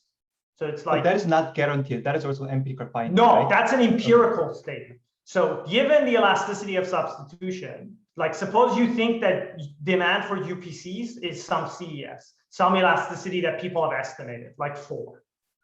Then what you see is price of goods goes up, but suddenly the expenditure share does not go down the way that you would expect. So the gap is a demand shock, effectively, like the demand curve is shifting. And so what that means is if households prefer the goods where the prices have gone up, then that means that you have to put more weight on them than what you would if you just do Sato-Varsha or if you do a chained index. And that's the thing that causes a gap to show up. And this gap, you know, it shows up at annual frequency. It's about 0.5% at annual frequency. And then it gets bigger as you expand the horizon because the shocks are persistent. And so it's like they get accumulated and get bigger and bigger. And so here, in fact, you can see this panel on the right. The blue line is the difference between welfare and the chained index. The red line is half the covariance of these price shocks and the implied taste shocks, which is what the second order approximation says that you should, the difference is. And you can see they're actually moving together very closely. So it's exactly this covariance you're talking about. Price goes up, taste goes up for those goods. So do you think you will be able to find a similar pattern in the non-Nielsen data? I mean, the non-barcode data and or the glossary sector. I just wonder if you have any idea about that.